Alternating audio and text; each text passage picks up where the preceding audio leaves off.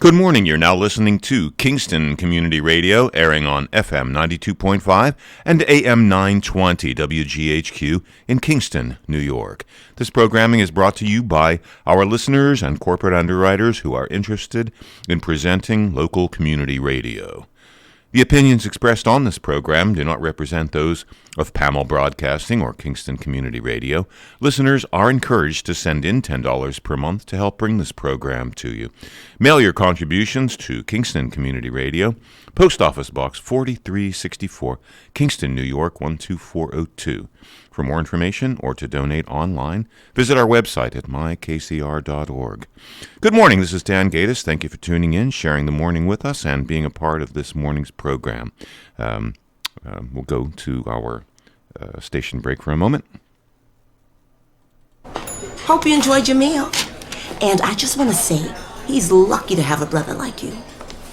Lucky? Caring for my brother is far from easy. But he's a part of me, like my arms and legs, so I'll be his. No time for tired. Nothing can disable this love. He needs me, but I'm the lucky one, even though I need help now and then. If you're caring for a loved one, visit aarp.org/caregiving for care guides and community support for your strength. Brought to you by AARP and the Ad Council. Hi, I'm Steve Thomas for Habitat for Humanity Restore.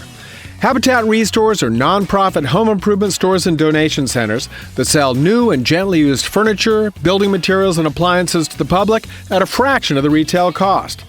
The Ulster County Restore at 406 Route 28 in Kingston needs your donations.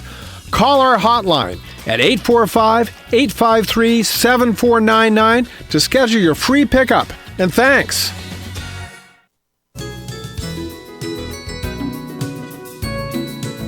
This is Cameron Rylance. Many families in our area will not have a happy holiday, and the WGHQ Happy Christmas Fund will help them. We are asking for your contribution to purchase children's clothes, toys, and food for seniors. You can drop off your contribution at the Boyce Brothers Dairy Milk House on O'Neill Street in Kingston. Thank you.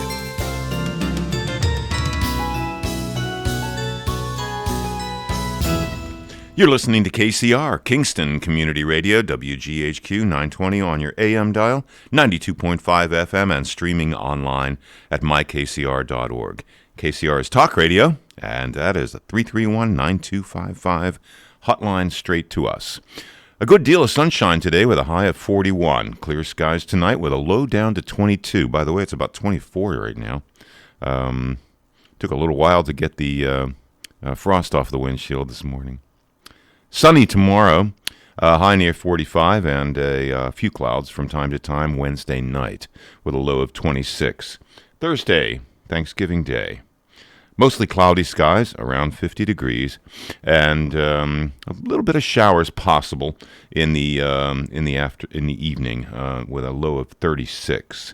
And we will be off air on Thursday, Thanksgiving. Okay, let's get to the on-air studio with Cameron Rylance, bringing us up to the 7 o'clock moment. And a terrific Tuesday it is. Hopefully my better half co-host partner will be here, Nina. But in the meantime, you guys are stuck with me out there in Radio Land. So, beautiful day. Like Dan said, there's a lot of frost on the pumpkin this morning. It was nice. It's very still. So it was like that, I'm going to call it rime frost. It's sort of like white and crystally, and like you can see it sparkling, the little facets.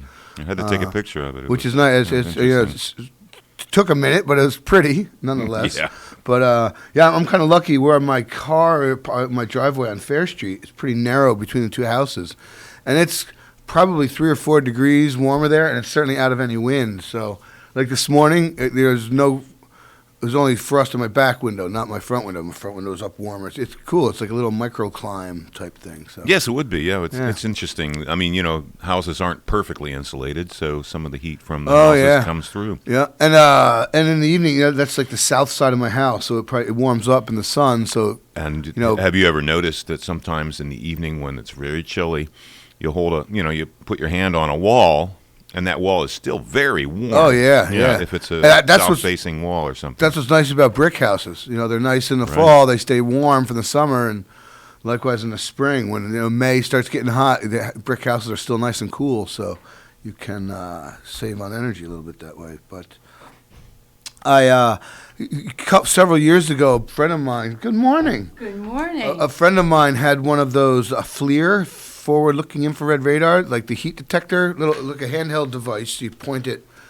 Like firemen can use them to find people trapped or. Oh, sure, and you can also a heat sensor type thing. Right, so you and can we were also. looking at, inside the house, like you go up close, like an outside wall, like you look at an outlet, and you can see where the electricity is flowing, like the cord and the wires are, warmer, but you can see all the blue from, the leakage. We went outside on Fair Street and looked at my whole house, and it looked like it was on fire practically with the heat oozing out of like the walls, the windows, the doors. It was like, no wonder. That's a great tool, though. Yeah, it's pretty cool. You can detect heat. And that was, years ago. That was, when they're first rolling them out. So they're probably now you can get them like $60. It was probably quite expensive back then. Just like all technology. Wonder if there's an app for that. Yeah, I wouldn't doubt it. It might be because you could use the camera. Yeah, it would just have to filter the input because it's a photoreceptor. It's not like film anymore, so it's right. I bet there's tweakable to do that. When you think of that. Interesting. Good morning, Nina. No one told me there was frost on the car this morning. Oh, you had no to one scrape? told me that. So scrape and turn that heat way up on the You car. use a credit card, did you? No, Oh, good. I That's I like didn't. emergency. That is really emergency. You're stuck in the city. Yeah, you just wait for the Heat, the heat to come in, and then throw a little bit of the juice on there and wipe it away, and then I probably ruined quite a few wipers by like putting it right, scratching it over the ice. Yeah. Now we're just talking about that. My house, with my driveway between two houses that are pretty close together, I had no frost really on my windshield because it's a couple degrees warmer in there, so. Yeah, I didn't have that luck. That doesn't last forever. No, but it's good for the moment, right? And then, of course, the snow lasts forever in that driveway, so in the spring. I've still that's got true, snowbank Yeah. while everything else is melted. The seasons change so fast, right? Last week it was beautiful, warm. Yeah. You just don't expect it when you walk even out the in the last morning. couple days were nice. Yeah, it's been beautiful. Today's supposed to be nice, too. It's just a little chilly. Well, that's one of the reasons it got so cold, because it's clear air. The heat goes right out into space. There's no clouds like a blanket. When you have that sun, it's perfect, right? It's beautiful, that clear, crisp air. See the lunar eclipse last week by any chance? I didn't. Were you able to see it? Unfortunately, I saw the whole dang thing because I was up and couldn't get back to sleep. I didn't know because some people were saying that it was a little overcast and you weren't going to be able to see it. It was a little bit hazy, but you could totally see it. It was kind of cool. Oh, wow, It was cool, yeah. but I wish I slept through it. 3 in the morning? Between like 3, it took like an hour, a good hour. Yeah. It's like looking at the moon, starting at like the 1 o'clock position, the shadow started moving over, like from 1 o'clock to 7 o'clock. Like, Oh, wow. upper right to lower left, the shadow. And you saw it progress, and then, I was taking like 20-minute naps, tossing and turning. Might as well go look at the moon again. Look, it's a little more, it's a little more. And then when I woke up, it was fully dark. It was kind of pink looking, like maybe that was the haze.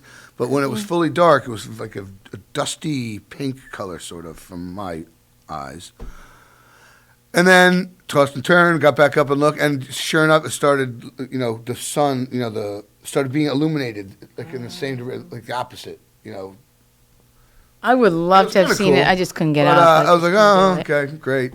By the time it was like 4:45, I'm like, damn it, the alarm's going to be going off in an hour. It's I know. It's a mixed emotion there. mixed Yeah, blessing, yeah. whatever. Yeah, but it was great that at least if you were going to toss and turn, look at the Might as positive. well see You're once in seeing a a lunar. 1,000-year event or Yeah, whatever. right. Exactly. You could have just been laying there tossing and turning. So But even so, like I woke up middle of the night last night. The moon was bright, shining through. When you see tree branch shadows on your carpet from the moonlight shining through the window, it's bright. It's pretty bright out. Yeah, So. absolutely. That was cool. How was your weekend? Yeah, weekend was good. Yeah. I'm trying to think. I feel like you get through the weekend and you're back there on Monday morning. But yes, my weekend was good. I went to a wedding, which was really nice, and I locally? enjoyed that, a local wedding. Congratulations. And and got a lot done around the house. That all that outside gardening, all those beautiful yeah. flowers that now are weeds and dead. And Yep. we all need to, and the pumpkins, they were beautiful a month ago, but now it's like time for them to go. There's a spot on them that's, Yeah, yes. spoil or whatever, so. Yeah. So, Yeah, no, I haven't raked any leaves yet. I feel guilty. I feel guilty, but not really, because... we don't have any trees, so we're good. Yeah, I have one crappy little dogwood tree in my backyard, but I do like 25 bags of leaves every year because of all the neighbors' trees, and some of them don't pick them up, and they blow. Fair Street's like a wind tunnel. If it's not blowing to the left, it's blowing to the right, and the leaf up and down, up and down. Yeah. Because there's several neighbor residents who don't pick up anything, so. I do. Terrible. Yeah, it is. It's that time of year for the leaves to blow and so forth. And we have a busy morning, right? We have Dr. Roberts. I don't know. They're on semester break now, aren't they? Or maybe Yeah, I hope after somebody this calls in. week. Yeah. He might be home relaxing. You never know. I hope we hear from somebody. I'm only guessing they're on semester break because some of my son's friends are home from college. So. Oh, yeah, right, for Thanksgiving. I know my yeah. niece is due home today or tomorrow, I guess so. Yeah, for the holiday. Yeah. Well, I guess the semester's all right. I think they're home for like. Oh, now with COVID, they month, don't I go think. back? I'm not sure, honestly. Okay. It used I know to they be didn't last year. Thanksgiving, and then you went back for finals. Yeah, for like 2 weeks. or Yeah. whatever, Yeah. Oh yes, right. So he wouldn't be on semester break. Heading towards finals, I guess. So that's what Right. you're saying. Yeah. We'll find out. Hopefully, we'll. Yes. Someone's from the college. Yeah, and then at 8 we have the Kingston Library, which the they're library always ladies. have a full agenda when they come to visit. And then at 8:30 we have Paul Hakim. Hopefully, if he's here in the Hopefully area. He's home. Yeah. At least calling in. Yes. He remembers us. And please remember to call and show, right, Cameron? 331-9255. Yes, Lines are always open. Dan's ready and willing and able. Yes, Field absolutely. your calls. You watch any of the Monday Night Football game last night? Oh, who won? I fell The asleep. Giants didn't win. They did? 30-10. Yeah. Tom Brady Yeah. manufactured another victory. Well, they just won. Yeah. Oh well. What are you gonna do? Yeah. And the they Jets were in it until lost. the first half, and then they They were. were. not I in fell it. asleep. So then that was Then they that weren't- was a then good they thing. were I not watched in it the first anymore. half, and then that was it. Yeah. Yeah. Wheels fell off somewhat, but oh well. What are you gonna do? And the Jets tried hard, but Flacco, right? Joe Flacco, was a quarterback for the Jets. No, isn't what's his name? The young guy starting, I think. But I think on Sunday. Oh, so last week, yes. Yes, he started. And they didn't win. Well, they didn't win, but they held their own too against Buffalo for Yeah. a little while, right? They played Buffalo. No, Dolph. Oh no, they played. They didn't win. Goodness. Cheat? No. Now, see, we have somebody calling. Yeah, I can't. 319-255. I can't remember either. I watched part of it. I watched the Chargers game. Or not okay. Chiefs Cowboys game on Sunday. We were working Cowboys at got the Elks beat, right? Lodge on Sunday. Yeah, the Chiefs. I was watching with my good buddy John, who's a Chiefs fan, so he was happy. So how? Give us an update on the Elks Club. Yeah, Everything's well, the going lodge, well? we've been working busily on our new front porch. And I must admit, it is grand. We've gotten pretty much all the framing done. We've got to get the inspector back to do the framing inspection and stuff. But it's going great. And next, our December drive-through dinner is normally the first one of the month. However, we're postponing it. It's going to be the second Monday of the Like month. a Christmas party? No, just our drive-through dinner. Okay. It's chili, my award-winning chili. And why push it back a week? Because I'm going to be away. Oh, and that's several right. of the main cook, other the main chef. Yes. Several of our other main volunteers have obligation. They couldn't cook on Sunday or Saturday, Monday. They can't take the day or So it'll something. be the whatever. second Monday So of the it'll be month. the 13th, 12/13 for the December Elks drive-through dinner. For reservations, call 481-0752. Chili, corn muffin, a little side salad, and Perfect. dessert. Something What a to do. perfect December meal. Yeah. I Absolutely know perfect. Fern Tietzel has volunteered to make the dessert. So Oh, good. what it is, I don't know, but I'm sure it'll good. be, She's a good baker. delicious. Yeah, absolutely. And yours truly making the chili and cornbread. All right. We'll see. So December 13th, call 481-0752. So, Cameron, I have a question about the Elks Club. Yes, Lodge. Lodge, sorry, I keep calling it okay. club, sorry. The Elks Elks, Lodge. just about the Elks. The Elks, the Yeah, Elks. the BPOE Elks. Can anyone stop by and have a drink? Sort of, but not Okay. really. Technically, you're supposed to be a guest of, be there as a guest of a lodge member. Okay. But, if you know an event's going on, and I'm sure everyone out there knows several Elks, whatever. So. Okay, but you would Yes. have to. You We are normally go welcoming, with inclusive, but it's not just like even when it says open, you just can't stop in. Okay. Technically, you're supposed You to normally would come with someone who's a member. Yes, of or the be Elks. meeting them there, or know they're going to be there, or, oh, yeah, hey, Nina, I'll be at the lodge Thursday night. We're having a thing. Come on over. And, Dwayne could come, because, you've been invited. So you don't have to, escort. Right. Have to, vouch for you at the door or anything like that. Yeah, show your Elks Yeah, card. no, but if anyone's interested and want to know more what we do, pretty much Fridays and Mondays are through the winter are only sure thing. Okay, and is there a criteria to join to become an Elk? Yeah, you have to be 18 and an American citizen and believe in God. Whatever Okay. God that is, I don't know, but it's I don't want to say faith-based, but, there's a Right. certain spirituality and a measure of a person's character if they have a belief in a higher being, and whether that's Vishnu or our version of God or whoever, as long as you subscribe to some sort of higher power and you're an American citizen, you're over 18, and you want to get involved in a fraternal organization for the benefit of its members and to aid our community, and our aid to the community is our focus is on children and veterans. So yeah, period. And End of sentence. application Application, process? yep. Application's quite easy. You have to be proposed by a active member. Fill it out. Name, rank, serial number. Special talents. We're trying Right. are you a carpenter, a guitar player. What can you do? Bartender? Yeah, exactly. Cook? Can you cook? We'd love to have you. And you're not afraid of stairs, right? Because the kitchen's upstairs. Yeah, that's it. $25 application fee, and then our annual dues payable in April are $77 a year. How'd they come up with 77? That's Well, there's 25 goes to national, 25 goes to state, or 50 goes to national, 20 to state, and we tack on $5 because the ENF, the Elks National Foundation, which has $100 million in it, if your lodge, if you have over 80% participation of donation to the Elks National Foundation, your lodge is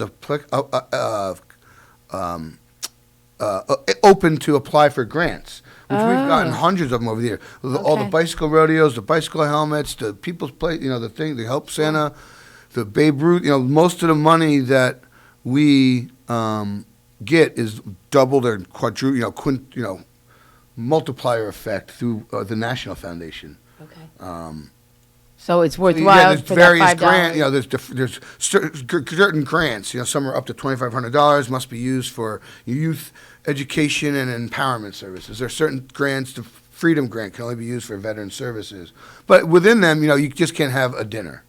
You have to, our veterans dinner. We, fundraised ourselves for that. The Freedom Grant, whatever. I'm sorry if there's Elk or Bill Pine's listening. He's probably cringing because I'm getting all these backwards, whatever. But We get the gist of it, though. Yeah, I'm right. trying to give you the gist. The Freedom Grant, for veterans services or reintegration or aid, homelessness, whatever. You just can't, have a veterans dinner. They're trying to make it for, legitimate causes Right. and things like that. And then you have to follow up with reports and receipts and how many people did you serve, how many Elks were involved, how many worker hours were performed. They're very good in, doing that, but, millions and millions and millions of dollars they give out every year. Across, Saugerties Lodge gets money, and the Beacon and, all the local lodges apply for it and get $3,000, $5,000, whatever, and all that goes in, right back to the community, so. That's fantastic. That's great. Yep. It's the multiplier effect. Right. And that's, Absolutely. so you're serving a greater good. Yeah, we're here in Kingston, worried about Kingston, but through our, obeyance or not obeyance, I guess, our involvement with the state level, the district level, the national level, all that money gets kicked together and gets redistributed, as more. Right. So Yeah, no, it's a good way to, yeah, absolutely. And, we're talking about service organizations, obviously, with the Elks, and I know you are also a Kiwanian, and Kiwanis, is it the same type of application and same Yeah, very type of, similar. Criteria to be, to join the Kiwanis? Correct. Kiwanis, they don't ask you about your Religion? faith. The Elks don't ask you about your religion. They just ask you, do you believe in God? Right. Period. It's not more specific than your race, religion, creed, color, whatever. Kiwanis, no, and I don't even think there's a citizenship requirement Oh, okay. for Kiwanis. You want to join? Come on, we'll take you. But there is, Application, dues are a little more. Kingston Kiwanis dues are like $125, and it's a similar structure. But I think our club has a higher. I think Kingston gets $15 as whatever portion of the dues. But Kiwanis has attendance requirements because they want active participation from all its members. The way the Elks are, if you look at our membership roster, there's people that, have lived in Florida for 15 years. But and are still remember, members. pay their But they membership. pay their dues, they kick it up, because if they ever come back for a wedding or to see their grandkids or whatever, Right, they they're can still stop at the part of the lodge. Or, Elks. if you're an active member, you're always welcome. Lodge is always open, you get a key. But yeah, Kiwanis, you have widows to and attend. widowers of, families, they just keep up the membership and, to support, because they, it's supporting our cause Right. and, fond memories of, dad's time in lodge memberships. We'll just write the check every year and keep sending it in, so. Okay. But with Kiwanis, there's a membership Well, yeah, remember, requirement. a certain number of hours, and every Kiwanian is technically sits on a committee. There's 10 standing committees: scholarship, community outreach, youth services, fellowship, membership committee, Capers committee. Yeah, right. Kingston Classic committee. Technically, every Kiwanian is assigned or annually, Must belong to volunteers, a must committee. belong to at least one subcommittee. And that's not so with the Elks. That's why we're always, Right. It's more. having to, keep people sort of motivated somewhat, Right. It's easy. Keep them connected. Just yeah. like everything, every organization, you get people that, I'm sure the Italian American Foundation is similar. You got a handful of people that are very active and very involved, and a whole bunch of people who are just, happy to just be members and support the cause, so. Absolutely, sure. Yeah, no, that's for sure. Buy tickets and, they do the things, but maybe Right. they don't want to sit on the committee, they want to go to meetings, but, Or they like to come to the dinners that we have once a Exactly, month. which is great. That's what you yeah, need. Which, So, it's a little bit of everything. as long as you have those few people in front that are willing And one to. of the obstacles, I think, in the past year and a half or so, is keeping people connected during the pandemic, because for the Italian American Foundation, we weren't able to have our monthly dinners and so forth. And Les Lombardi, who was the president, Tony Marmor will take over come January. But Les did a really great job of keeping people connected through social media, through website, through emails, through doing Zoom, like making pasta through a Zoom meeting Yeah, and that's things of that cool. nature. Yeah. So, and I'm sure all service organizations face that. But it's interesting because, you look at the Lions Club, you look at the Rotarians. I know Tony Marmor is very involved in the Rotary, Elks, Kiwanis, Italian American, all the service organizations and what they do within the community. And it really is a fulfilling when you volunteer, it's very fulfilling because you really are giving back to the community, and you can see the accomplishments of being part of those service organizations through scholarships. I like through- it. Yeah, And it's fun. absolutely. And You it's know, fun. There's a lot like, of socialization to it. You know, Absolutely. when the Kiwanis, when we do the clean sweep, you're. Yes, right. Sure. It's not fun. I wouldn't be doing this in my own yard right now, but you're out, Right, very breaking true. the dirt out of the gutter and with other people, men and women, and, some people bring their kids or grandkids, and I enjoy that.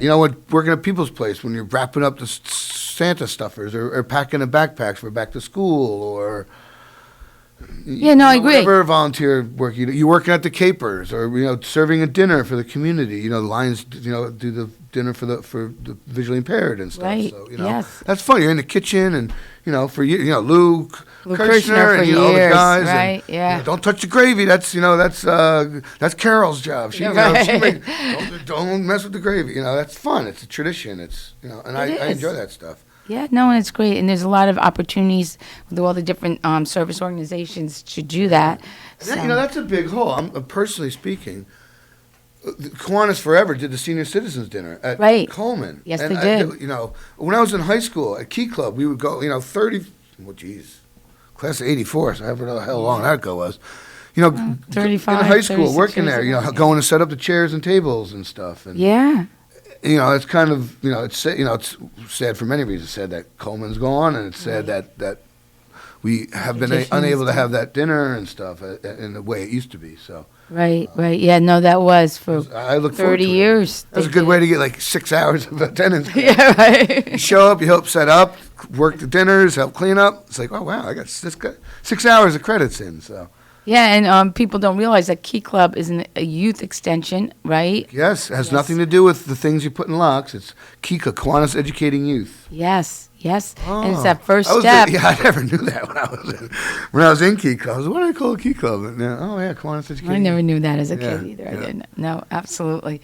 So, and that's a positive also because you're bringing the youth at a young age. And Yeah. look, you were in Key Club and you Absolutely. continued giving It back to the community afterwards. So it's starts, great. yeah. Yeah, no, very good. So those of you who are listening, and great way too to just meet new people and get new ideas and Yeah, if you're new in yes, a community, right? Yes. So if you're listening and you're interested in joining a and- service organization, reach out. I'm sure everybody's website, all of these organizations have the application on the website and the process. And that's another benefit. Like if you like on the outskirts of every city, there's a sign when you're driving in. It has a sign, "Welcome to Kingston," Rotary, Yes, that's Lions. true. There's usually you Google it. If Very you go to true. if you're going to Burlington, Google Kiwanis Burlington, bing, it'll come up. Oh, look, there are meetings. They have breakfast meetings on Wednesday. If and you travel, same as the Elks. Like wherever you go, if the Elks Lodge, Yes. you're knocking on a door, you're showing your card, you're welcome. You're Yeah. a brother or sister. In whatever, same as Kiwanis. So if you're moving, new to an area or traveling, it's a great business. Or one, it's good for business because then you can meet other business people in the Right, community. sure. But it's good, personally. Like you move to a town. I don't know anybody here. Right. Well, I'm in Kiwanis in Kingston. Now I live here. Let's go. Whatever. Yeah. It's a It's a great way to meet people. Yeah, Absolutely. door opener. That's an incredible incentive to join a Yeah. service organization. Incredible, especially if you know you have to relocate and things like that. Or if you travel for business, I've met Yes. Elks. incredible they're here. incentive. Yeah, that have come here, or guys and women and other lodges that I've become friendly with. There's lodges with golf courses and swimming pools and bowling alleys, and Oh, if you're in Kenosha or whatever, if there's an Elks Lodge there, you're welcome. So it's and you need to meet meet people or whatever. Yeah, I think it's neat. Yeah, no, that's great. And I know people struggle. Yeah, I've when been they to a move bunch of different communities. Elks Lodges. Have you? Yeah. The Westbrook, Connecticut Lodge, oh my gosh, has like 1,000 feet of frontage on the Long Island Sound. Huge. It's like a restaurant, like breakfast and lunch, full-on restaurant. They have like 2,000 members. Oh my gosh. It's like Have you the gone busiest down? place in town. And they make so much money doing what they have a huge pavilion. Actually, they have 2 outdoor venue places. Weddings. I mean, it's right on the shore of the Long Island Sound. I mean, We're- Sayville. Such- Literally, I think it's Sayville, Long Island. It's like Yeah. directly across the Sound. Oh, isn't that it's- something? Real estate agents should be required to have brochures for each of the Yeah. service organizations. It would Real be- estate agents, because the people that are coming up, that would be a huge incentive to Yeah. increase membership. Yeah, and meet. Yeah. It'd be good for the new guy and good for the existing organization. So, Absolutely. yeah. But look at that, we can chew up a half hour pretty good. Can't we? Yeah, I know, Blather Karen. away. I'm good at Yeah, blathering. Yeah. Full of hot air. Well, a lot of good information there because service organizations need younger people, new ideas, new members. So, We'll take old folks too. oh yeah. Yes, But absolutely. I'm Yeah, joking. no, like no. me, But yes, Uh, any age. I agree with Yeah, you. just Absolutely. being part of something for the sake of being part of something bigger, there's a little bit of reward to that. And in a very impersonal society, it's nice to have personal interaction and stuff Absolutely. like that. So that's good. So visit their websites, look Yeah. into what their missions are, and you may find something that you're interested in doing. Yep. So, quickly, because I know we have 30 seconds, I put my bid in on the tree for People's Place. Somebody bid more. I bid again. I lost my. You lost? You lost your tree. But I What, think- did you go for another one? I lost both the trees I wanted. I did. But I was at the wedding. We did You we got did get your it. tree? Yes, we Okay. got Cool. fa la Lost la. track there. Well, I'm sad you Lost my tree. you lost your tree, but it means they made more money. It does. It because does. you got outbid. So I the think they price did went- well, and I think the bidding really that last couple hours. Yeah, is you when helped everything- increase. Sure, yeah. Is that right? Everybody you was had a just like handicap. eBay. Yeah. Everybody was waiting for that last few minutes. You're at the dance floor with the phone over Dwayne's shoulder, looking at the. I'm like, wait. Don't move! I got a signal. Don't move. And I said, oh my goodness, That's I funny. lost. But anyway. Oh well, hey, they made Okay. money. It was a successful event. That's all that counts. All All right. right, Dan, you can take it away. Thank you, Nina Postupack, Cameron Rylance. It is a terrific Tuesday. It's going to be a sunny day Tuesday as well. Tuesday, November 23rd, 2 days before Thanksgiving, and it's 25 degrees now here in Uptown Kingston, climbing slowly. And you are listening to KCR, Kingston Community Radio, AM 920 and 92.5 FM. My name is Dan Gatis, and it is 7:30 a.m. And we'll be right back after these messages. Hope you enjoyed your meal. And I just want to say, he's lucky to have a brother like you. Lucky? Caring for my brother is far from easy. But he's a part of me, like my arms and legs, so I'll be his. No time for tired. Nothing can disable this love. He needs me, but I'm the lucky one, even though I need help now and then. If you're caring for a loved one, visit aarp.org/caregiving for care guides and community. Support for your strength. Brought to you by AARP and the Ad Council. Introducing the YMCA. Sure, you know the Y for a swim or a game of hoops, but we're more than that. We're a cause. When you take a jump shot at the Y, someone else is getting job training. Practice yoga as a team practices her leadership skills. We give people of all ages, incomes, and backgrounds a chance to learn, grow, and thrive. So while you might think of the Y as the place for lifting weights, we're also about lifting entire communities. That's the Y. We're so much more. Visit ymca.net/more. Hi, I'm Steve Thomas for Habitat for Humanity Restore. Habitat Restores are nonprofit home improvement stores and donation centers that sell new and gently used furniture, building materials, and appliances to the public at a fraction of the retail cost. The Ulster County Restore at 406 Route 28 in Kingston needs your donations. Call our hotline at 845-853-7499 to schedule your free pickup. And thanks. This is Nina Postupack. Once again, the WGHQ Happy Christmas Fund is asking you to help the needy this holiday season. For the last 50 years, the WGHQ Happy Christmas Fund has helped less fortunate families have a happier holiday. Look for our collection boxes at the local branches of the Ulster Federal Credit Union, Roundout Savings Bank, the Mid-Hudson Valley Federal Credit Union, Ulster Savings Bank, and at Cantine Field and Saugerties. Thank you and have a happy Christmas. And we're back. Today's weather and forecast for Kingston and the surrounding areas. A good deal of sunshine today with a high of 41. Clear skies tonight with a low back down to 22. Very similar to last night. And sunny on Wednesday with a high near 45. And a few clouds from time to time on Wednesday night. A low down to 26. And Thanksgiving Day. Thursday goes up to 50. Mostly cloudy skies. A little warming trend at a high around 50. Kind of cloudy skies on Thanksgiving, and then come a little bit of showers in the evening, with a steady light rain late, and a low down to 36 though. Okay, let's. This upcoming portion of Kingston Community Radio is brought to you by Mid-Hudson Valley Federal Credit Union, 1099 Morton Boulevard in Kingston. You're here with us at KCR, Kingston Community Radio, 25 degrees right now, Tuesday, November 23rd, and Kingston Community Radio is a call show. So call in. Let's get back to the on-air studio with Nina Postupack and Cameron Rylance. And Terrific Tuesday, we're back. Yes, we are. So I see Dan's answering the phone, and perhaps that Dr. Roberts from the Ulster County Community College joining us. But We're talking off there, right, about the filming uptown. yeah. Well, you started with the panels on Yes. Ulster Savings Bank. History. Yeah, so Steve Blauwas. Blauwas. Yeah. Karen Borello. I said Steve Borelowitz, but it's Karen Borelowitz and Steve Blauwas. Yeah. Oh, and we have... Dr. Roberts on the phone. Good morning, Dr. Roberts. How are you? Good morning. Good morning. How are you guys today? We are just We are grand, good, thank you. good. Good Beautiful morning. day out there. That blue sky I see. I'm still in the house. I haven't. Well, lucky you. Yeah. It was chilly. This a little frost on the pumpkin this morning. Yeah, definitely start that it's car okay. before you get in it this morning. So we thought you, are you on break right now, Doctor? No, we still we're in session all day tomorrow. Tomorrow we'll begin the holiday.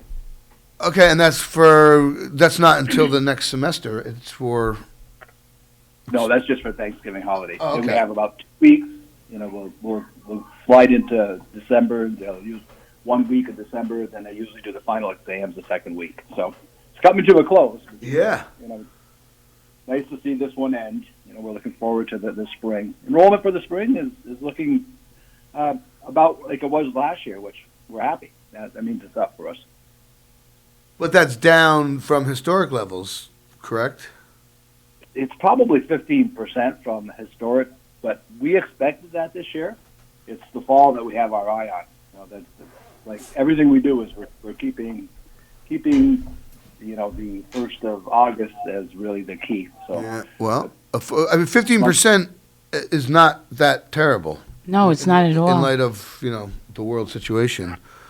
But well, so it's you're. interesting because, you know, we go to state meetings and we look, and we're about right in the middle of the pack. There are some who've really been hurt bad, and some as low as 5% down. So we're not feeling bad. We're right on course. Yeah. But you just sort of mentioned that you're hoping next year's all this is going to be behind us, like back to normal, quote unquote normal next August for next year. Yeah, we're gonna plan for a traditional. You know, there may be we will do more online just because students have really they've engaged and they like it. Yeah. You know, when we Sure. we put those out, but we'll tell them when we open registration for next fall. Right now, it's hard. You know, you talk to students and there's a variety. Some just love the flexibility, and others just can't wait to get back on campus. So. Do you see a correlation of age with that? Like younger kids, younger students like home or away or vice versa? Or is it just? You know, that's a good question. And what's interesting is, I would say 2 years ago, it would have been more appealing to the older student, but just in this last 18 months, it seems like more and more of the younger students are gravitating to it. And the technology we have now is phenomenal. You know, I was in a session yesterday. We did some professional development at the college, and we had the room set up that it's a blended. So you may have half the people in the room, half doing Zoom, but it's so remarkable that the volume, the video, it's like they're in the room. I was just amazed how good it was.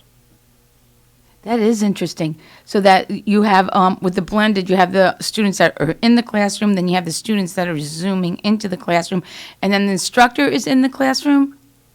Yep, and the instructor is in the classroom.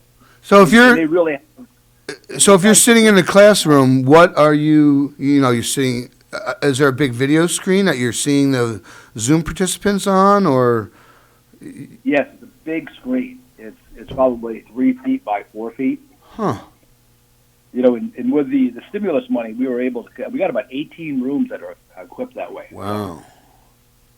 Huh. The one thing about it is, bringing that technology to the campus. Yeah, We well, gotta be able the next step, according to what I've read with the Meta, the Facebook change and those Oculus headphones, that you will be able to virtually put everyone in the same room no matter where you are, like through avatars that you can save. So Everyone's gonna be sitting there with these goggles on, regardless if you're in the room or not, and it's pretty out there. It's pretty amazing. It is amazing, and it is the future. I don't see it stopping because it's like so incredible. Like you put these things on, and it's like, oh my goodness. I don't know if anyone's ever going to leave home again. So it's a little scary. What's interesting is that the older instructors have never really gravitated towards the technology, but really this has really pushed them to really get on board. So I can literally say 100% of our faculty are technology literate. So that's a plus. And now, is this like a program or a software suite that the college had to buy or become part of, like the operating systems or whatever? Or did you guys just like make it? Do you know what I mean? No, we actually had it. It just was never really utilized because of the necessity or the demand. So it's really, the technology was here. Nothing really new except, the bigger screens and the more high definition cameras. But the software and the technology hasn't. It's just improved the quality because we have better equipment. Huh. It's really interesting. Yeah, to think of the blended classroom environment. And, God bless the professors who were able to adjust to that and become acclimated to it, because that's not easy when you're used to that, one-on-one, face-to-face type of,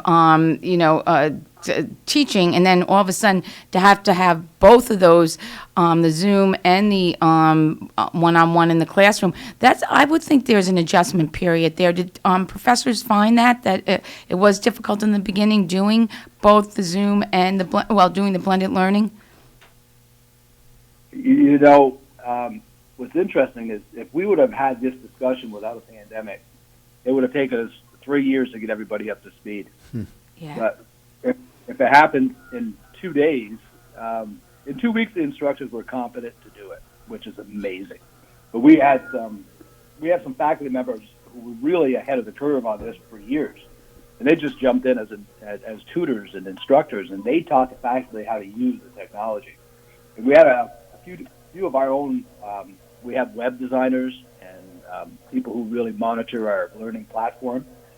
They came in and they were so happy to do this because this is their passion, and the training was fast, quick, and it was pretty good. Well, their inner monologue was probably like, "It's about time these dinosaurs caught up." We've been pushing this for a couple of years, and no one's caught on. Exactly. So good. I'm glad it worked. So that's great. But there are some instructors who just can't wait to get back in the classroom. Some of our better ones, like Jules Albertini, he is incredible. Yes. And he was coming back early in the pandemic in a full garb, face shield, mask, anything to get back in the classroom. Yeah, well, cause that's he had, when you watch him teach, it's amazing. About 3 screens going on, 4 or 5 in the class, and he's got microphones on. It's like he doesn't have the goggles yet, but he has the headphones and the microphone. It's pretty interesting to watch. Yeah, that's demonstrated his passion. So. He is an amazing, amazing teacher. He's touched so many lives and a lot of students. Yes, he has. Absolutely. Yeah. For quite a while. Yeah, for quite a while. Absolutely, for quite a few years. And he still, seems like the young professor type. That He does. Yeah, you're right. Good point, Karen. Absolutely. But that's really, that's part of what a community college is about, a community. I mean, it's right there in the word. And I think out at Ulster, you can see that. You can see that every day on so many different levels. And I think that, you even see it in the here in Kingston, in the Broadway campus that you have that feeling when you walk in of welcome, and it really makes a huge difference, and I think that just comes from the top right on down. I remember when I first went to community college, it was the same feeling. I just think the heart and soul of community colleges is to be open and welcome and really accommodate the student who isn't comfortable. When you think about going to a major university, and I remember transferring from the community college, it being pretty much terrifying. Yes. Just and you don't like go find the bursar. what is a bursar? What's the bursar? Yeah. Open registration, yeah. They just talk a different language. Yeah. And overwhelming. That's for sure. For me, thank goodness it was a community college, because I don't know. I don't think I could have weathered a university. Well, that's a perfect start. Yeah, That's why it's here. Absolutely. So now, will January, will winter break have courses where the short 4-week courses that people can sign up for? And is this a time frame that they would do that in? Yep, registration started 3 weeks ago, and it's going pretty good. It's actually at the same level it was last year, which we're happy, because we expected it to be down somewhat. But that'll start December 24th, I believe, is the first day, and it's 3 weeks. 3 weeks, 3 credits. You can't beat that. No, not at all. Yeah, no, that's really great. It's a great opportunity to get some credits in and downtime when you're home. So, yeah, absolutely. So what? I remember when I went to college, at the community college, I took summer courses. I took the winter net. It just made my semesters that much easier. Rather than taking 15 credits, you could take 12. That's a big difference. Yeah, and still be on schedule. And still be right. And actually, I was able to finish early because of that. There you go. For somebody that's motivated, now's the time to do it. And it's pretty reasonable. The price is very, very reasonable. We get a lot of students that are attending universities, and they come home for the winter break, and they jump on and they get a class that can transfer to any one of the state universities. One of our biggest ones is business law, too. It seems like it transfers everywhere and fits in so many programs. Is what course? What course did you say? There's business law, too. Business law. Huh. I don't know what it is, but the instructor is the highest class in demand. Wow. I'd want to get a math class out of the way. Yeah. Dr. Albertini, yeah. Yeah, right. Exactly. This is true. So any announcements coming up through the holidays or for over the next month or so? The budget, right? Well, has the budget passed yet? The county budget? Next week. Next week, okay. Now, we put our budget together now. We start now, and I think the memo went out yesterday to all department chairs to start gathering their needs and their wants, and we'll have hearings throughout the spring, and our budget usually is finalized at the 1st of April. So it's our budget season, too. It's a long process, but everyone's involved, and the pie's a little smaller, so you have to really justify what you're looking for. Yeah. Everything has to be. I told them early, if you're looking for something, it has to do with getting students here and getting them completed.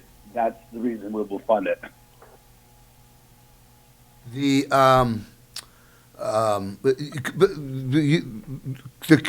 county budget that passes. Community college, receives money from the county. Does everything look okay for that? Do you anticipate any difficulties with the county budget? No, the county was pretty good to us. Our capital projects came through. We have, maybe $15 million in capital projects, and we get $6.4 million in base operation, and that stayed the same. It's been the same for about 7 years, but we're okay with that. Yeah, the county's good to us Good. in other ways. Good. Capital projects. They've literally rebuilt our whole campus in the last 5 years. Yeah, which is amazing. The water, right? What? Maybe you could tell us a little bit about some of the capital projects that you have done. Well, the water was the biggest. That was $2.3 million. That took 16 years. Yeah, that nobody sees. Right. That's so very hard true. to spend money on that kind of stuff because no one sees it. It's $2 million. What? Where? You're standing on it. Whoa. Yeah, right. Yeah, but it has to be done. Almost every roof in the entire campus had to be redone. The AC and ventilation all had to be redone.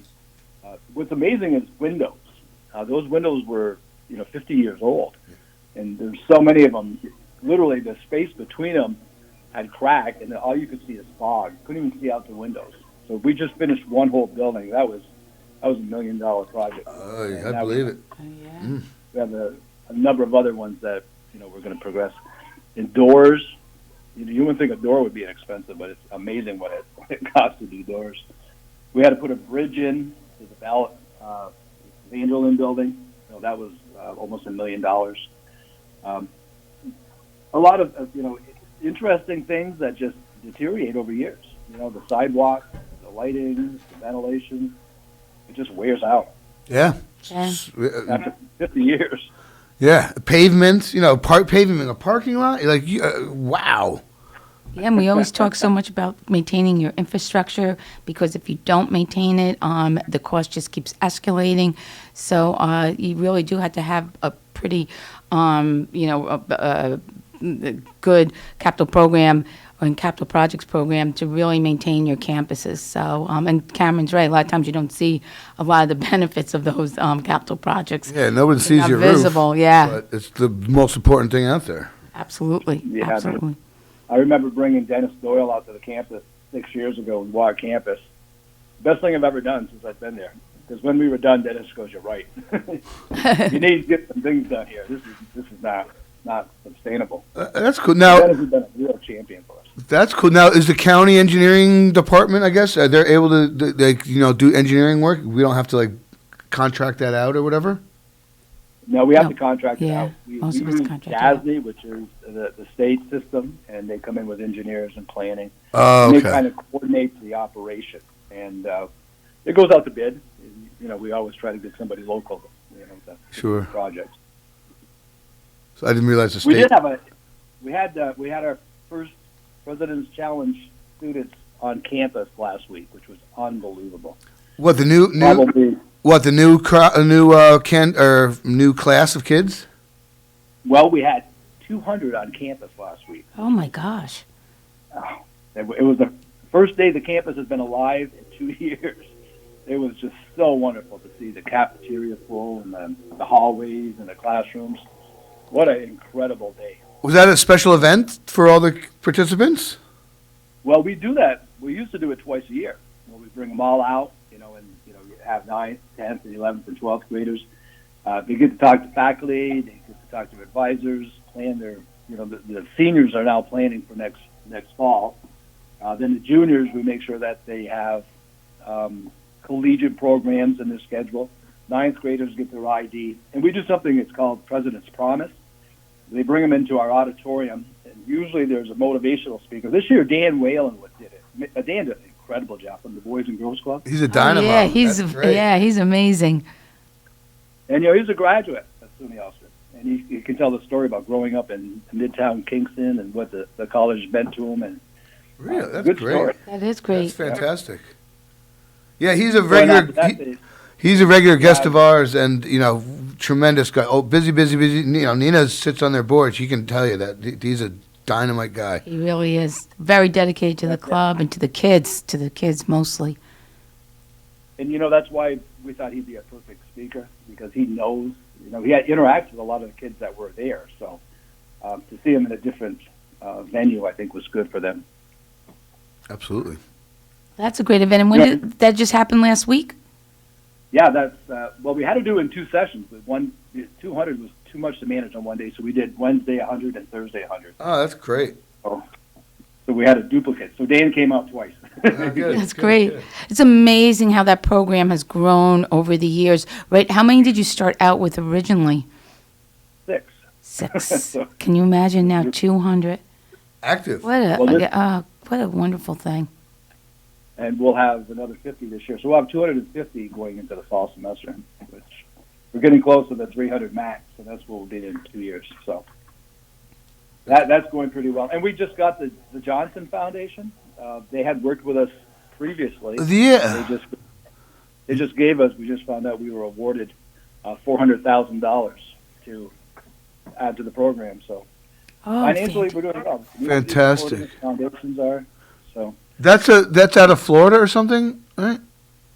Yeah, we stumbled upon, we were just doing research on foundations that would work with economically challenged students, and we stumbled upon this Johnson Foundation. And we put a proposal in, and it was a long process. They rejected us because we were just starting. Then the following year, they want to know how we did, and then they came up and they gave us $100,000 because they were happy. Then the next year, they gave us another $100,000, and now we reapplied, and they like what we're doing. So it's wonderful. Yeah, well, they obviously believe in you to give you over $500,000, so that's Yeah. wonderful. Speaks volumes. Congratulations, it's great. Now that goes for, to sponsor the kids, like for the, the fund for the challenge, correct, or whatever you want to say. Yep. We have a couple. We have a couple individuals who have actually endowed. Rudy was a graduate of Ontiora, a teacher in the system, and he really stumbled upon the program because of Darlene and Paul. And he came out and he said, "I want to sponsor a student." He came out. He spent the day with us, and at the end of the day, he says, "I'm going to endow enough money so I can sponsor one kid in perpetuity." So that's the kind of thing that makes our life a lot easier. Wow. Now we have like 3 endowments that'll do nothing but continuously support kids. That's fantastic. Because our goal each year is to find 50 donors in the community to support the kids. Yeah, yeah. We were able to do that, but when you get an endowment, that's one less we have to get for the following year. Yeah, and and I know very limited experience, but grant writing, the organizations love to see buy-in by people in the community. They do. And well, go ahead. That's the Johnson. That was part of their commitment. They said if you can prove that the community is supporting this through donations, and we could easily do that with the support we've had. We've raised over $1 million locally since the program started. So when they see that, they see the community has bought into it. Yeah, a small community too. Right. This isn't a metropolitan area, so that carries some weight. That's Yes. great. And the people in our community are fabulous. They really are. Yes, and you've had some very, generous donations from some, very important people in our community. That's it's wonderful. That level of commitment, it just speaks volumes. So that's great. It was fun too because when we brought the students out this year, we invited all the donors out, and it's to see the student meet the individual who supported them. It's all over the place. Some are so shy they won't even make contact. Some are just hugging and thanking them, and it's really heartwarming. What we like to do is let them eat lunch together. Then we take a picture of them together, and then share it with everybody. That's really nice that you bring the donors and the students together. I think that's so important, and it's nice, especially for the donors, to really meet the students and really get a feel for what's going on and what they're accomplishing, and that's a great idea. And you do that every year? Yep, we do it twice. We'll do it twice a year. We do it fall and the spring. We try to bring the students out on different activities during the year, but these 2 major events, we bring them all out at the same time. It creates almost like a mentorship when you have the seniors are talking to the 9th graders. Oh, true. And I guess the thing that's most amazing is you take 200 high school students and put them in an auditorium and try to get their attention. It would take 5 minutes to get everyone quieted down. These kids come in and you walk to the microphone, it's perfectly silent. They are just such great kids and so appreciative, and just that there's no discipline problem. It's just amazing. It's respectful. It's gratitude. It's just something I've never seen with high school students before. Yeah, they want to be there, and Yes. they're acting like it. So that's wonderful. Yeah. All right, Doctor. Well, we've pretty much chewed through our half hour together. Any last announcements you'd like to get out there, or anything we forgot? Well, a couple things. You can register for spring semester now too. That started 2 weeks ago. Winter, we talked about that. That's an easy way to knock 3 credits off. So, if anyone's out there thinking about it, give us a call. We'll guide you through it. If you're thinking about your adult student and you want to come and learn more about what's going on December 4th, it's a Saturday, we're going to have an open house, and it's a new student orientation. New students get to know the college, new student, even if you're just wondering what goes on there. So feel free to stop by on the 4th of December. It'll be a Saturday. Excellent. And SUNYUlster.org online, get everything you need, I'm sure, right? Yep. Just Google SUNY Ulster, and then everything you ever want to see is right there. more than you need to know. All right, well, Doctor, thank you so much. Thank you. Glad you joined us for another month's visit, and have a safe. Well, happy holidays. Yeah, Yes, thank you. you Have a too. safe Happy Thanksgiving. Thanksgiving. If you're traveling, be careful. So Nope, not going. there you go. Stay right at home. Yeah, yeah. Reduce your Absolutely. carbon footprint. There you go. All right, Doctor. Thank you so much. Okay, enjoy. Bye-bye. All righty. I know. It's always good. Refreshing Always. to hear. And that President's Challenge program, fantastic. Yeah, absolutely amazing what it grew into. Yeah, that's for sure. Growing. It's Yeah, it's still going to be around growing. You're forever. right. You know, from what I gather, the funding is that framework exists for forever. So that's wonderful. The So endowments good. and everything.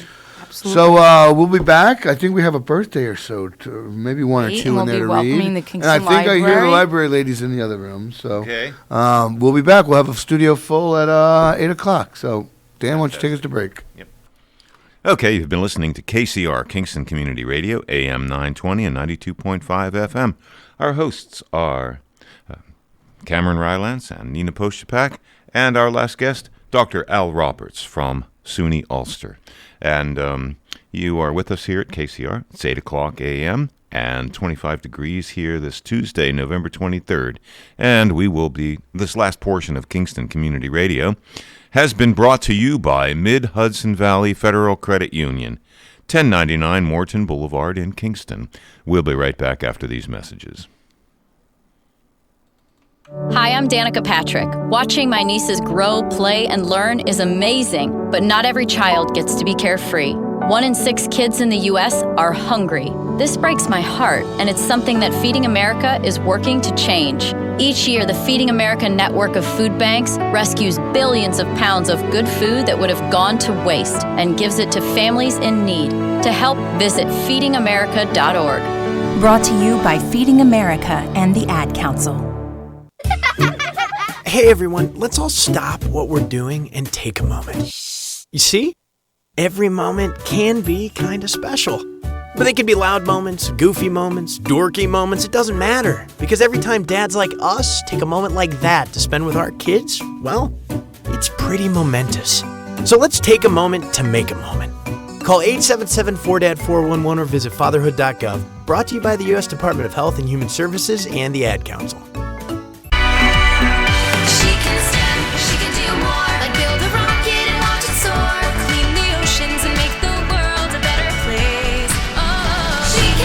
Learn more at She Can STEM, a message brought to you by the Ad Council. Hi, my name's Maggie. I'm from Copiague, and I support Kingston Community Radio, and so should you.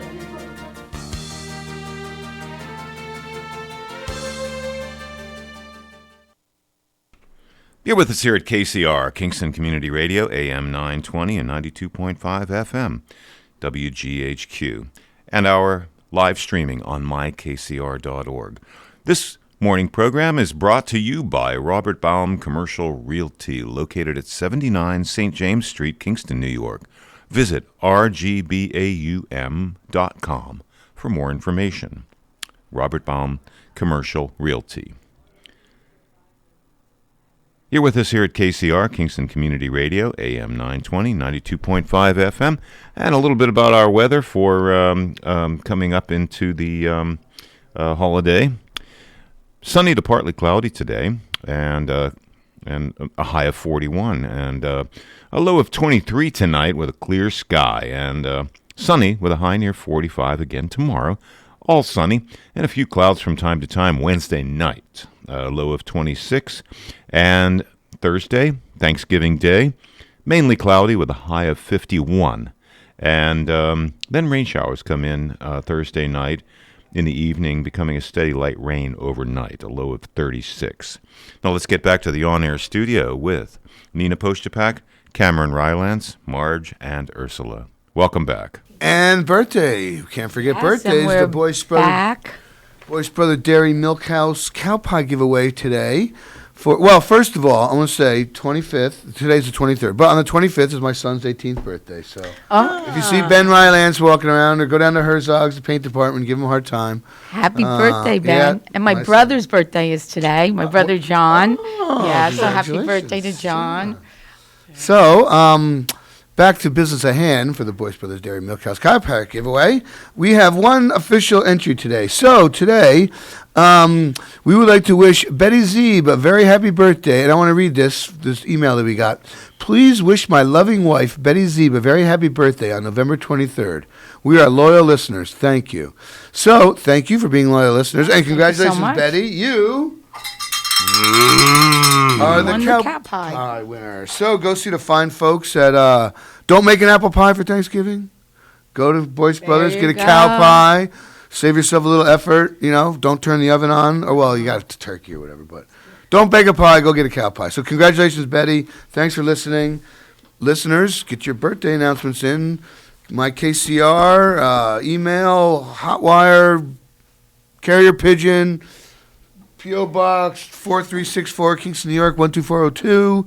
Send them in so we can read them and give away cow pies. Well, they give away cow pies. We just read them. So, but without further ado, ladies from the library, welcome. Thank you. And good to be here. Brought another one of your monthly newsletters here. Yes, Addie. Chock-a-block. It's very full. Our assistant director, Addie Smock, who is responsible for these beautiful newsletters, brought it to me and said it's really full this month. So there's a lot going on at the library. It's kind of exciting. And she herself is responsible for much of the the good things going on. There you go. Yeah. So let's jump in. Yeah, so what jumped out at me is Saturday morning cartoons, because growing up, that was really something that there's 5 of us, and that would be a big thing at home to put on that TV, and there was one TV, and we would sit and watch the cartoons on Saturday mornings. Isn't it fun? Yes, I think that's great. Our new librarian, Brian James, is doing this program on Wednesday, December 1st in the evening. So it's a little out, but if you want to bring your slippers and this is actually for adults. It's sort of a little nostalgia trip for adults at the library. Come watch those Saturday morning cartoons that we all remember. Yeah, the Looney Tunes show they can't show now because it incites violence. A coyote dropping an anvil off a mesa on a roadrunner incites gun violence somehow. I don't know. A little tiny bird going after a great big black cat. Yeah. Right. Well, like Nina said, it was a Saturday morning tradition. Now with streaming and other, online and YouTube, you can kind of pull those up anytime. Yeah, it's not so much an event. There's only like 2 channels that played cartoons. And it was Saturday morning. Yeah, and when it was over, it was over. And and we had to go to work or mow the lawn. mow the lawn, clean the garage. That's right. So, and they are serving cereal as well. So you come, have a little cereal snack. Only if you have Captain Crunch. Enjoy. Well, BYOC, right? I'll carry that along. Boyce Brothers Dairy, go get a couple gallons of milk, and then you bring your own cereal. That's right. Party. That's right. So that's going to be a fun, nostalgic evening for folks who are looking for that. That's great. Yeah. And, it really runs the gamut this month. We have the fun and nostalgic. We have the more serious stuff. We have really some great stuff. One of the things we have, for those of you, you mentioned your 18-year-old son. For those who have older students looking towards college, that right now you're pushing them towards those college applications that I know are due in January. Essays. Financial aid workshop. Yes. So we are having a college financial aid workshop, and that will be. Do I have a date on there? December 11th. December 11th. Okay. Oh yes, there it is. Saturday, December 11th, 1 to 3, and Charnikia Pinasset, who is the founder of College Jumpstart. She's a local woman, local company. She's going to be joining us to do that 2-hour financial aid workshop for families, kids, parents who need to learn more. And doesn't every family need to learn as much as they possibly can about financial aid for college? They still have the FAFSA forms. Oh, yes, the FAFSA forms. Yep. It's a lot. And don't forget, if you go back to school as an adult, you still have to fill out those forms if you want to apply for financial aid. Right. And when I went back to school, they kept asking for my parents' income. And I'm like, I'm 45 years old, you know. I'm the parent, and it's my income, so relax. Yeah, and well, you have to register for that, I see. So. Yes, please register for that. You can register on our website. You can call the library. Weeks away, so people don't dilly-dally. It's coming up, yeah. But I know it's at the front of people's minds who are looking for, going to school. And thank you, Ursula, for mentioning adults who are, this is not exclusively for teens and college seniors and undergrads, people who are continuing ed students, people who are going back to school. Tarnikia will help everyone. So please join us. If you're looking for any kind of financial aid assistance, come and get as much information as you can. Let's see. What else do we have? Adult coloring. We have adult coloring because, this time of year can be pretty frantic. It can be busy. It can be, stressful for folks. And so on Wednesday, December 2nd in the evening, we are offering a coloring and cookies. Just come, relax, have a cookie, do some meditative coloring, bring a friend, chit-chat. It's very low-key, very casual kind of thing. Just an opportunity for people to relax and do kind of something mindless. Yes, and it really is therapeutic. It's relaxing. Yes, absolutely. Yep. It can be very soothing. A couple of years ago, I gave my sister some colored pencils and some coloring books, and she now only buys her colored pencils at Michael's or someplace. Yeah, like special craft, special tips pencils, and everything. But she says her new husband refers to it as her scribbling, but that's how she relaxes at night. It's gorgeous. Some of the books I've seen are beautiful. Yeah, it's cool. Mm-hmm. And I don't think I'm talking out of turn when I say that I know that Betty Zeeb is an avid library user. Oh, you know Betty. That's cool. We know Betty. And I just want to mention that Margaret Britton, who is one of our library staff members and for years and years has been doing an evening craft event that I know Betty enjoys sometimes. In December, on December 15th, she's going to be doing DIY card making. So if folks want to come and maybe make some holiday cards or just sort of all-purpose cards, she's going to have the supplies so folks can come and make some cards. It'll be a nice evening.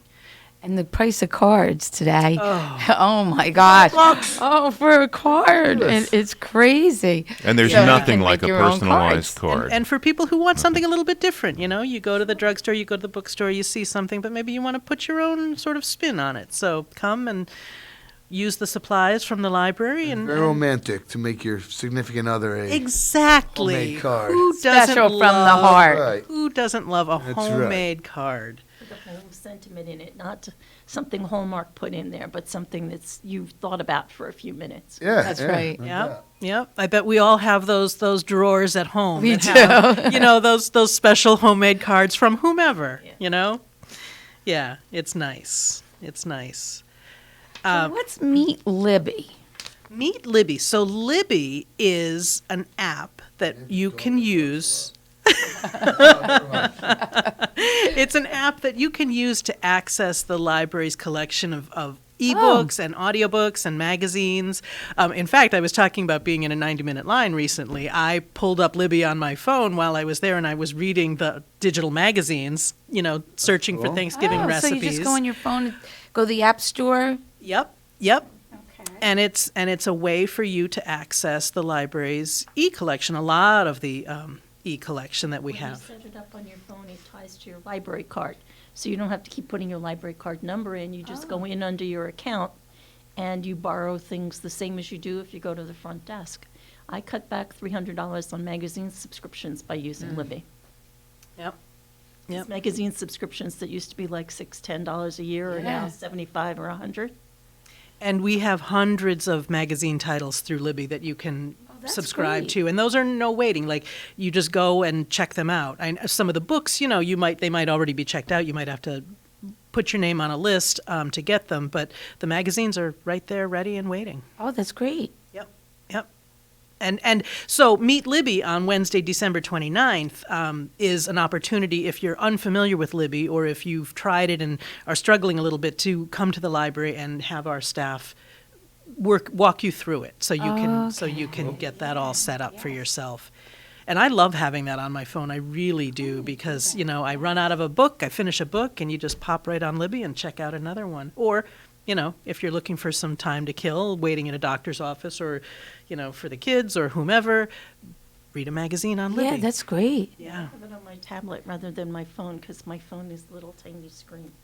And I don't want to try and read the print in this little tiny screen, so I put it on the tablet, which is like a paperback book size. Yeah, it's wonderful. We also, I want to mention Ulster Literacy Association. They are one of our longtime strong community partners offering literacy services in the community. And they have been providing English for parents on Tuesday and Thursday mornings at the library. So, and really, this English for parents, they stretch it pretty broadly. We have some grandparents that show up. The intent is anybody, it sort of coordinates with the school day. So parents, grandparents, others who drop their kids at school and then come on over to the library and have their own class from 9:30 in the morning to 11. So it's right after the school day starts for the kids. It's a pretty convenient time, I think, for parents and grandparents and others. And frankly, like I said, it's called English for Parents, but it's being stretched pretty broadly. I mean, Ulster Literacy is very generous in their services. So if anybody is interested in that, they can call Ulster Literacy or call the library, and we can give them the information that they need about participating in that. Can they just stop in? They actually can. Okay. I was coming into work one morning, and there was a gentleman standing on the at the front door. And I asked him if I could help him. He said, "Yeah, I'm here for the literacy classes." I said, "Great, come on in." Oh, that's fantastic. and the Ulster Literacy teachers took him by the hand and said, "Great, let's get you in here." So people can stop by. They can call the library or Ulster Literacy and join up with that. It's a wonderful, wonderful program. And Ulster Literacy, we know, it does great things. They do great things. Yeah. Wonderful, They're usually looking wonderful for volunteers organization. to help teach, aren't they? To go through their training. If anyone is interested in being a literacy volunteer, absolutely, a volunteer tutor, they can call Ulster Literacy and talk to them about that. They have periodic training sessions. Oh, that's great too. Yes. Yep. Yeah, So that goes both ways. Oh, anything else that's jumping out at you? Yeah, BYOB. I always like to do that. Yes, Addie. Too, but my one B is a little different than. So there's a BYOB club book at the club. library. It's a really wonderful casual book club that Addie Smock runs, and she invites people to just bring books that they've enjoyed. It's not, it's not the usual book club where people all read the same book and they come together and read that, although we do have one of those as well. This is more for just book lovers who read a book, can't wait to tell somebody else about it, come to the library on December 8th in the evening and tell everyone else about it. You can bring up to 3 books and share what you've been reading, what you're enthusiastic about. And I believe they do provide a list of books that were discussed for people who were there, so that you get, somebody else brought a book that sounds interesting. You don't have to sit there scribbling down the name and the author. They will provide it after. And Addie has actually created a link on our website. So if people want to see or think, what was that book again? They Right. can go back to our website and see, week by week, the books that were shared. And it's just a really fun way for people who love to read to share with each other. Oh, yeah, what a great Sometimes idea. a favorite author writes a book that's a little different than their others that really hits you. Nora Roberts is known for a lot of her romances and things, but she does do some mysteries. But she did a book a couple of years ago, Shelter in Place, about a shooting at a mall that I found really good. And, her other books, some of them are just very light and fluffy. This one had more of a serious undertone to it, because it went on to how it reflected on people's lives after having been involved in that. So, No, yeah, absolutely. It's a great way to share. Mm-hmm. Yep. Also coming up on Saturday, December 4th, Anita Barber is going to be doing one of her origami programs at the library for kids. So children's origami on Saturday, December 4th, 10:30 in the morning. That's for ages 5 and up. People can come and learn how to make some holiday ornaments with Anita, who actually has written origami books. One of her books is called Easy Origami Ornaments, a step-by-step guide. So she's a very, very good teacher, and it's just a lot of fun. The library provides the paper and the instruction, and families can come and learn how to make ornaments. And if you ever wanted to learn to do that, borrow a child, a grandchild, or a niece or nephew, and come with the kid, and you can watch what she's doing and learn. You while can you're learn there. yourself. Great idea, Ursula. I like that idea.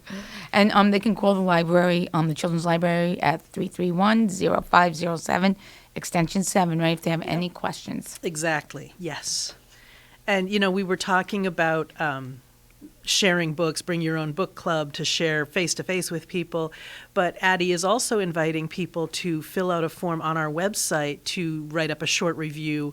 If you can't make it to the book club and you want to share something, you've read something wonderful and you want to share, there's a link on our website where you can write up a short book review, share it, and we will maybe share it out through our social media and let other people know what you've been reading. So that's wonderful, because sometimes you struggle to find a new book to read, or you go on, read the reviews or what the books are about. You're not really sure. But to get firsthand, explanation of what the book's about and how someone enjoyed it, that's really great. Of someone which is, I think that BYOB club is good too, because wow, if Nina liked that book, I might like it too. Yeah. Look, with winter coming, if you get snowed in, you can take a book out on Libby, read it, and write a review and put it in the book review, all from your living room couch. There you Yeah, go. you're right, Ursula. Yeah. I like that idea, right? In the comfort of your home. That's for sure. And is there anything better than the enthusiasm of somebody who really loved something? Yes. It really can get you excited yourself about something. So that really is beautiful. So you have a donation day coming up. We do, and that's very exciting. Going on with that? Our friends of Kingston Library for many years have been dedicated. There's a group of folks who have been dedicated book sale volunteers, and I know that people love library book sales. I love library book sales. A lot of times that's people's sort of hook into the library, is those friends of the library book sales. And sadly, for the better part of the last 2 years, we haven't been able to do them. But the Friends of the Library are looking at a late winter, early spring book sale, and they're looking to beef up their stock. So on December 4th, Saturday, December 4th, and Saturday, December 11th, from noon to 2 p.m., people are invited to bring their donated books to the library, bring them around to the back of the library, and there will be members of the Friends of the Library there to accept them and bring them into the library for a future book sale. So this is for the book sale. This is I'm for the book looking at sale. that going, you probably already have the books that I would donate, or, on the shelf. I'm thinking, why do you want? Yeah, this is for the book sale. It's for the fundraiser for the library. And we're so excited to get those started up again. And I was delighted to hear from our volunteers saying, "Hey, what do you think?" I said, "Oh, please, yes." Yes, that's great. Some beautiful books there. I got a brand new copy of The Littlest Angel one year, just before, at the one in November. It was one October, November, and it made a great Christmas gift for a 5-year-old I knew.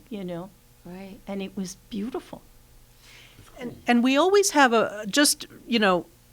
aside from the big, wonderful book sales that the Friends put on, we always have an ongoing small book sale on the first floor of the library, sort of in around the corner from the circulation desk. And it does make really nice holiday gifts. So if anyone is looking for an affordable way to get books for your family or even for yourself, like Ursula was saying, that sort of cozy inside weather is coming up. So if you're looking for books to own or books to give, we always have some, very reasonably priced books at the library that people can come in and purchase. If I see a book by an author I like that I haven't read, I'll pay the $2 and buy it, take my time reading it, and then just put it back on the donation shelf for somebody else to buy.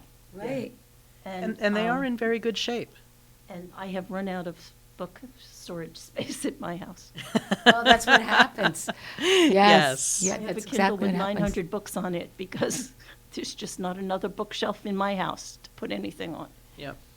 And we do have the little free libraries around the city, so if people are running out of bookshelf space and you want to sort of share with the community, keep an eye out for our little free libraries. You can place a few in those around the city and share that way as well. You didn't talk about the film lab for teens. Right. Over the past, last summer, we had the Woodstock Film Festival Youth Film Lab. They joined us. They were at the library over the summer, and they will be back in the spring. Let me see. I'm sorry, late winter, beginning in January. There will be 2 after-school workshops. So the information is in our newsletter, and that's the Woodstock Film Festival Youth Film Lab. So they are going to be doing that at Kingston Library, which they did in the summer, and it was very successful. It was a really nice group to have at the library. So you can call the library, you can look at our website, you can look at our newsletter and get information about that. Yeah, the applications are due before the end of December, so we want to get the word out now. And if you get tired of making film, you can always do sculpture, because we're also doing Teen Create What You Feel sculpture program.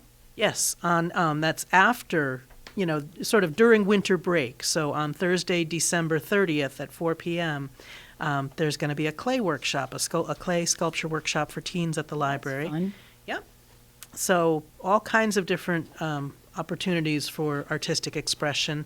And I guess I'll also draw people's attention to an activism workshop that's going to be happening on Thursday, December 9th for teens. So in honor of Human Rights Day, which falls on December 10th, teens are invited to come together, talk about things that sort of worry them, upset them, that they want to take a stand on, and share that information with other teens, and maybe learn how to focus that energy in a productive way that can help make their voices heard. And not just drop by, right? You don't have to register anything. That's right. On Thursday afternoon, Thursday, December 9th, 4 p.m., you just come to the library in the teen room and share what you're thinking about. So everything we're talking about here is from your newsletter. Mm-hmm. How can people access the newsletter if they want to, review what we've talked about or find out what's going on in the library? They can sign up for the newsletter on our website. There's a link that says, I think, enter your email address for our newsletter, and it's also accessible from our website. There's a clickable link that they can see the newsletter on. And these are at the library as well, paper copies they can pick up and look at and see what's going on.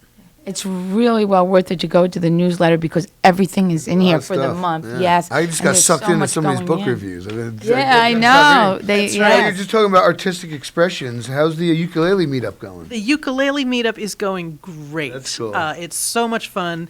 They're there on Wednesday evenings from 5:30 on. People are invited to come, bring your ukulele. We have ukuleles to borrow, so if you don't have an instrument, but you want to come and play with other people, or you want to just learn, our group facilitator, Kat Larios, is wonderful. She's a gentle, generous instructor. She's good with all ages.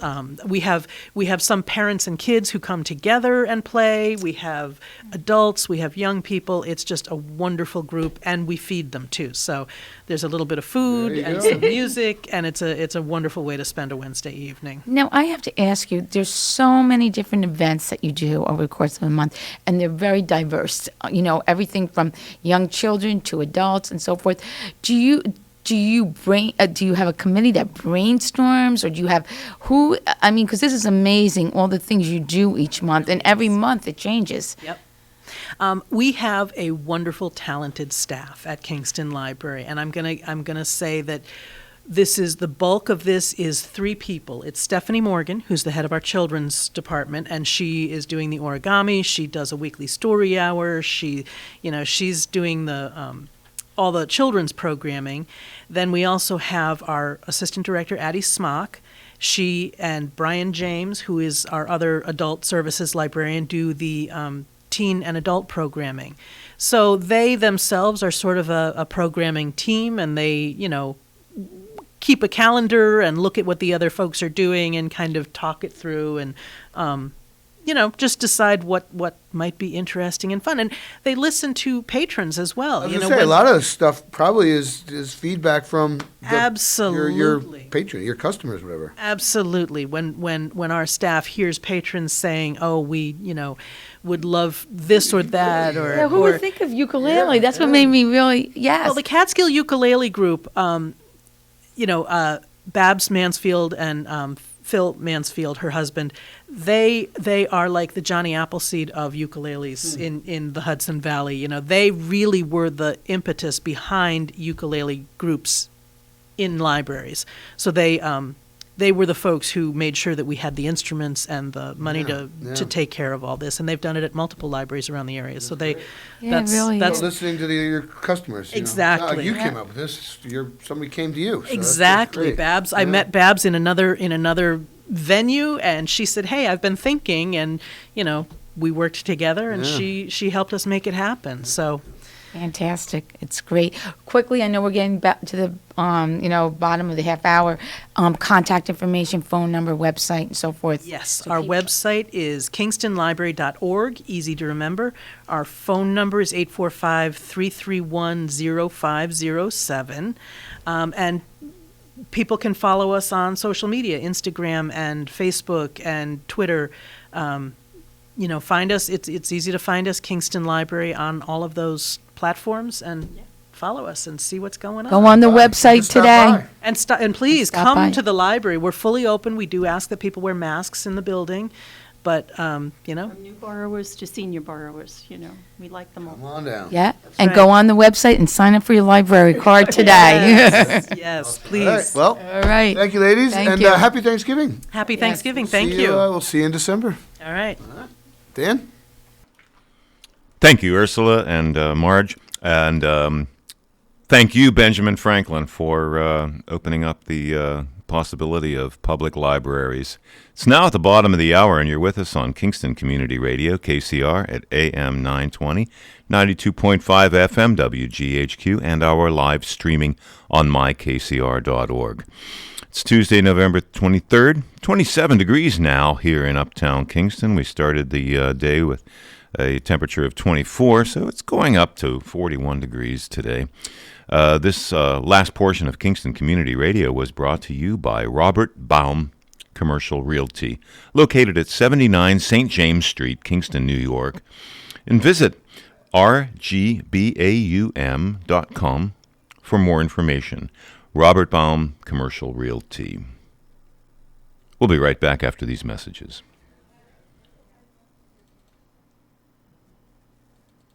Hi, I'm Danica Patrick. Watching my nieces grow, play, and learn is amazing, but not every child gets to be carefree. 1 in 6 kids in the U.S. are hungry. This breaks my heart, and it's something that Feeding America is working to change. Each year, the Feeding America network of food banks rescues billions of pounds of good food that would have gone to waste and gives it to families in need.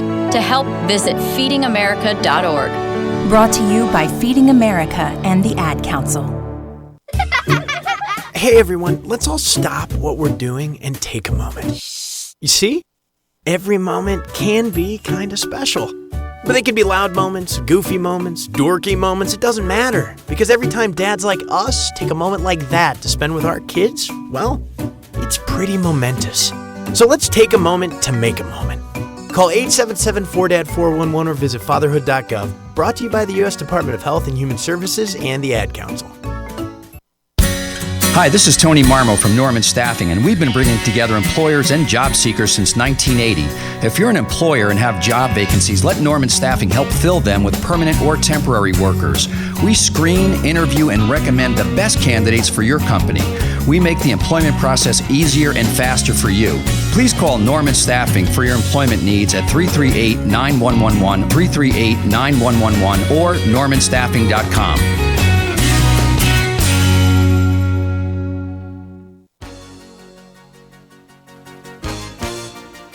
Hi, this is Diane Eastwick from Athens, New York, and I support Kingston Community Radio, and so should you.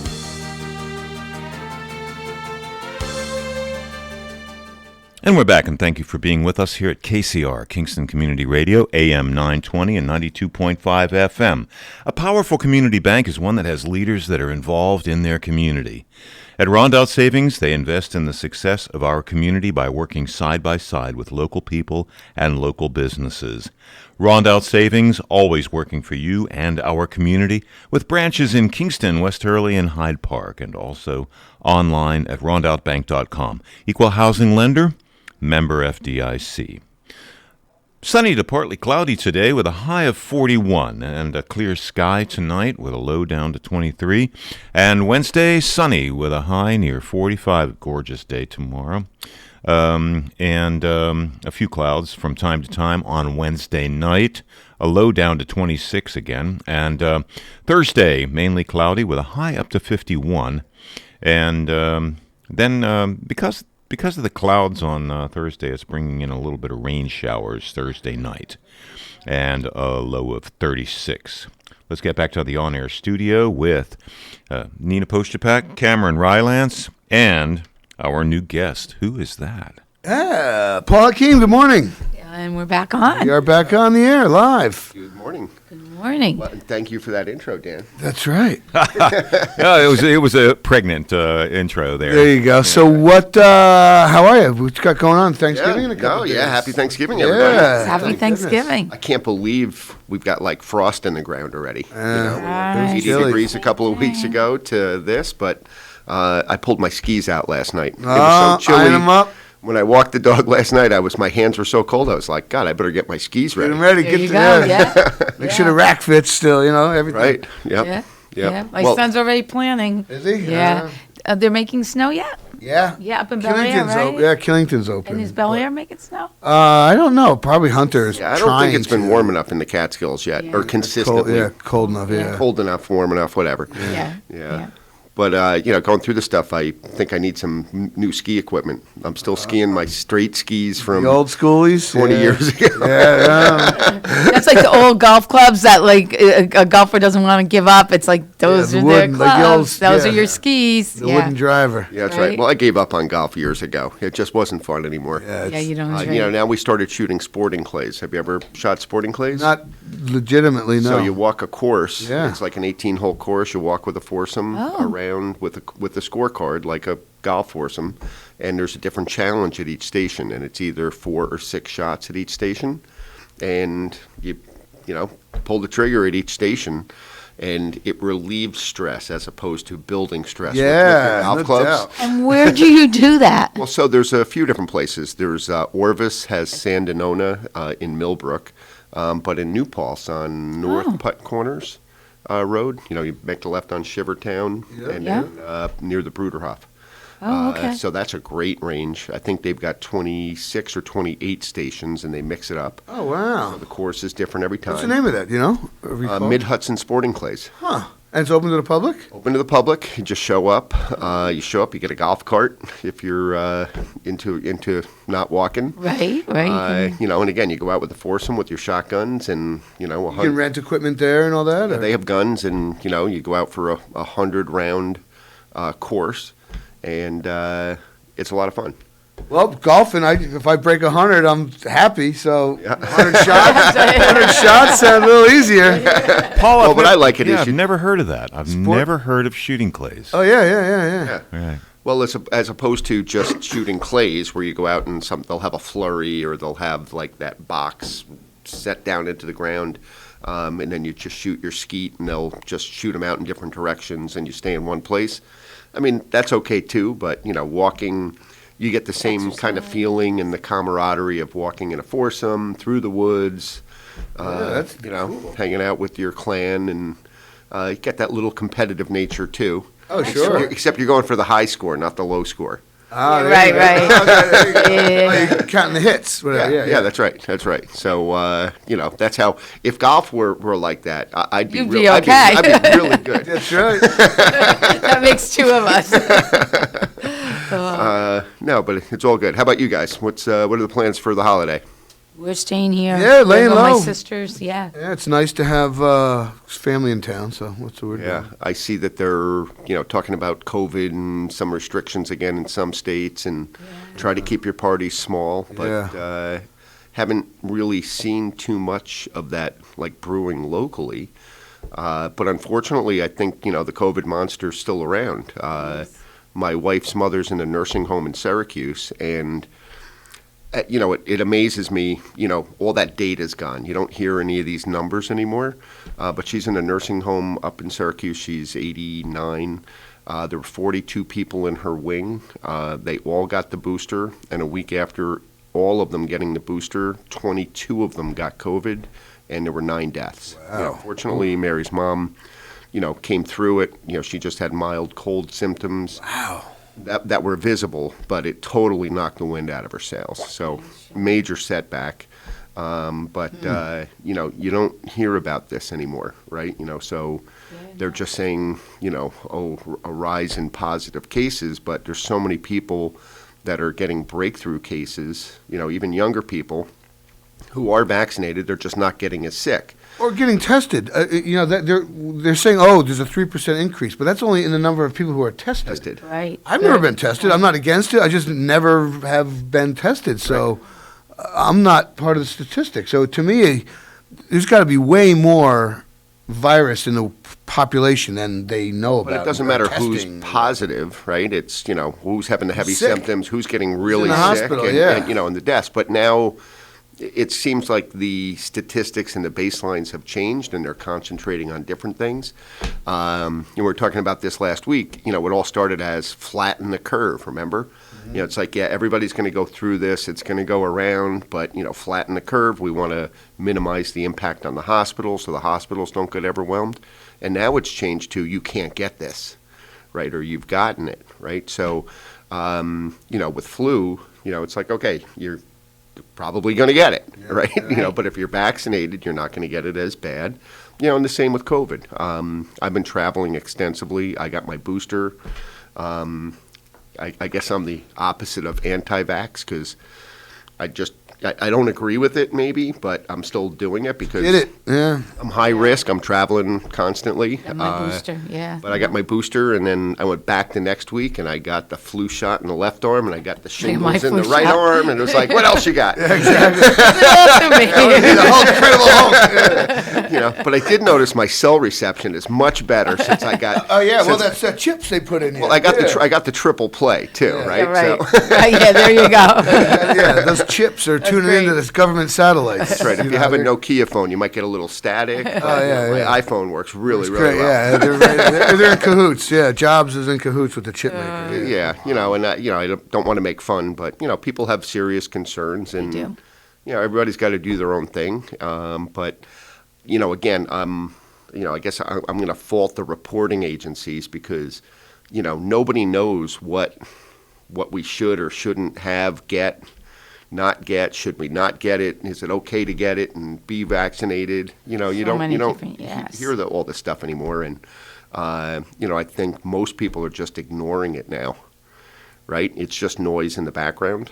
Hate to especially say if you have that. your vaccine, your booster, and you just go on your daily life. And So, but I You do still got to wake up and go to work, and Well, but like I said, I do yourself acknowledge, they're, like in the nursing home with my mother-in-law's. Now is that shut down, or they go visitors? They clamp restrictions on it? So, Last year? I won't say the name of the facility because I'm sure it's not facility-based, but, they've got 4 locations in Syracuse, and they made a floor in one of the other facilities, a COVID floor.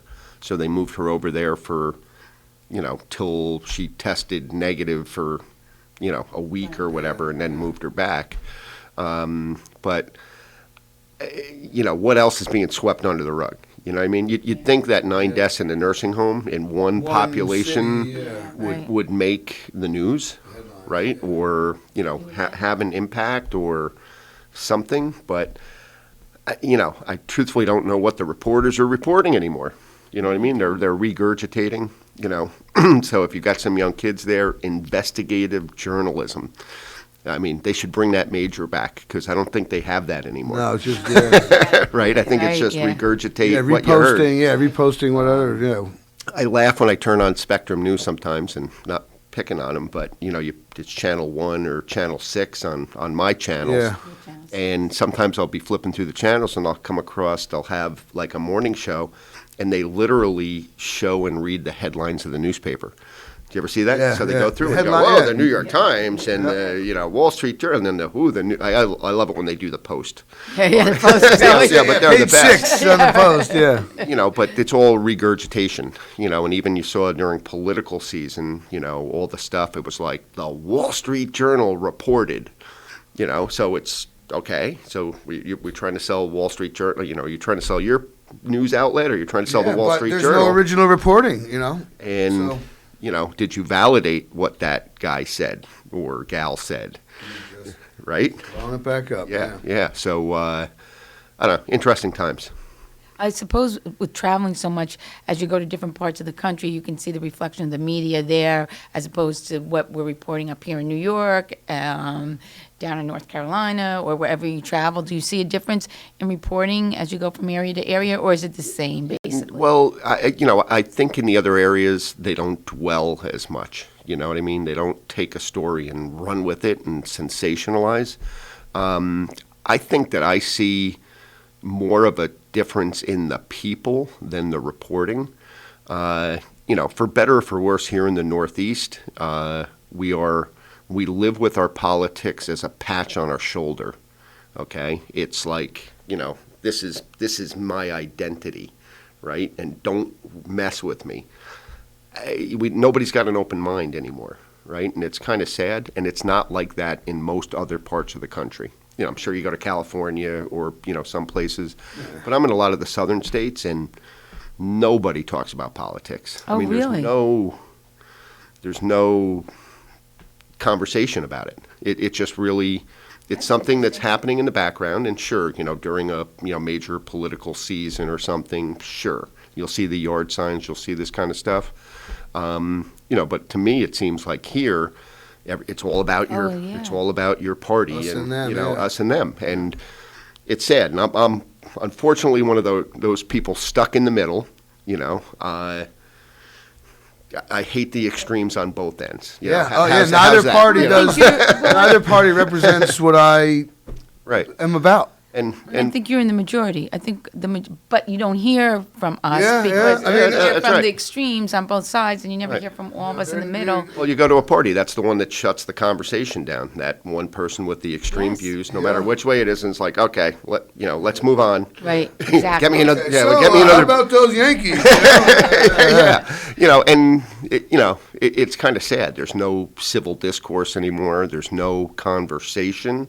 It's a battle, and very true. It sucks. It does, really, yeah. 'Cause I have friends on both ends, and it's like I got to be careful who I invite over to dinner, because if she's sitting next to her and they're him, it's like, you can't do it. It's weird. Well, and I don't, no matter how I'm enrolled, and I don't even remember how I'm enrolled because I enrolled when I was 18, right? It was like, okay, check a box, sure, right? And I'm probably still enrolled in whatever, whatever party that was. And I always vote for the person. Even in national politics, you're voting for the person. I personally don't think it's about the party or a movement or anything like that, and it really disappoints me, especially locally. You drive down the street and you see very few, like somebody will have you'll see, okay, I'm a Republican, and they'll get on a Republican headquarters or Democrat headquarters and get the 5 signs for for that line of candidates. And it's like, you can't tell me and agree with each one of those 5. Right? And you see very few. Party line, toeing the party line. Yeah, that's right.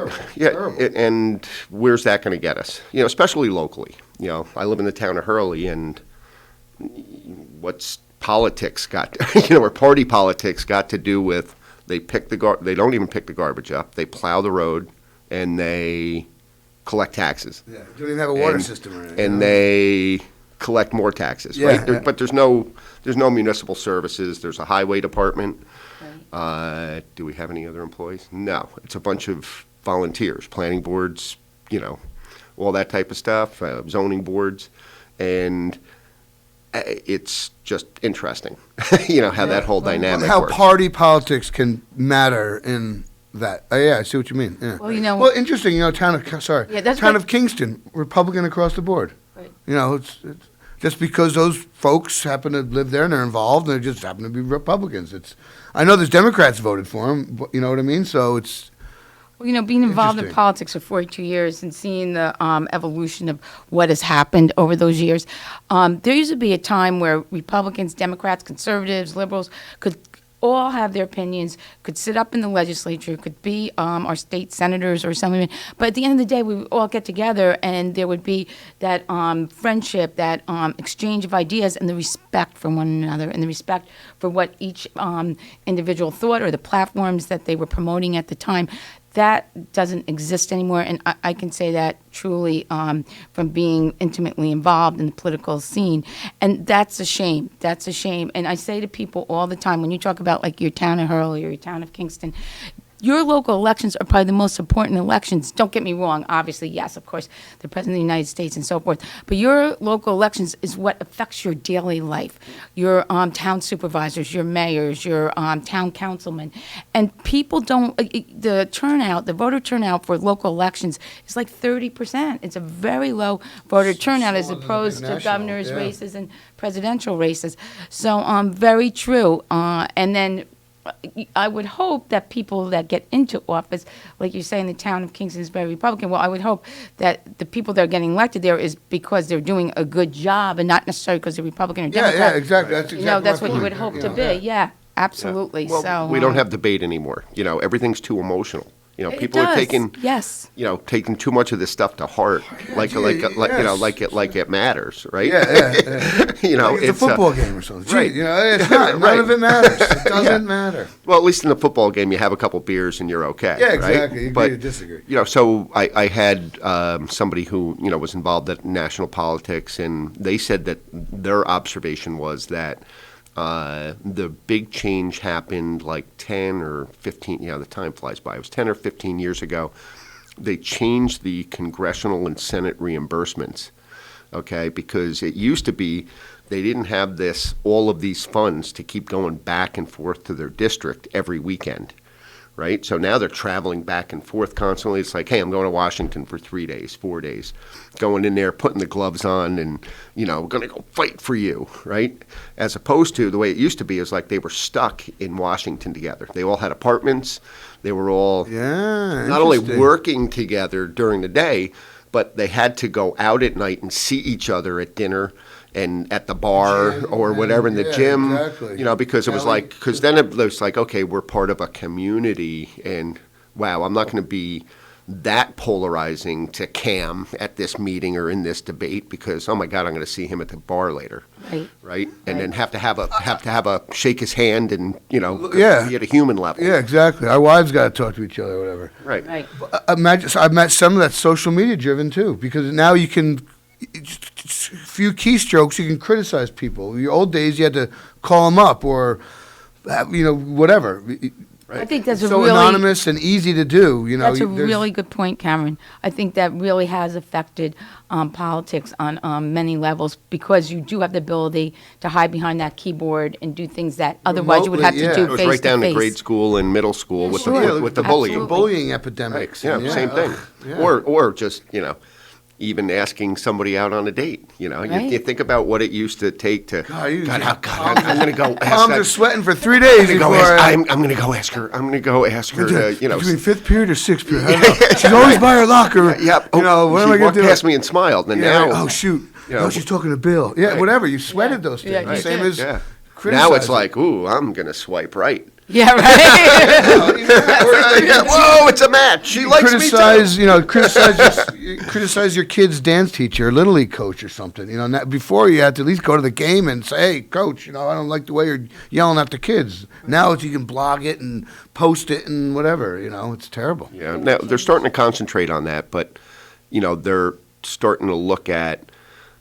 Again, going back to politics, they're criticizing Facebook, or what was the thing a month ago? They're criticizing Facebook because of the political influence and stuff.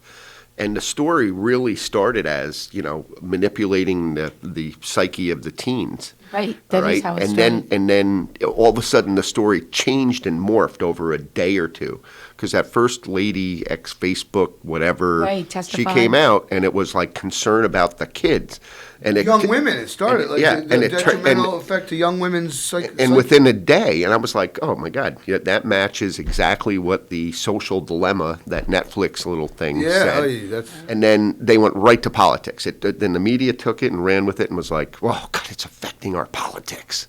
Oh my God, we can't have this. Well, It's like, well, what happened to the young ladies we were talking about, right? And that's sad, because here we go, back to politics. I think another interesting fact that, like, perhaps a lot of young people don't realize, that media outlets, right, all these stuff, they make their money on having eyeballs on the screen.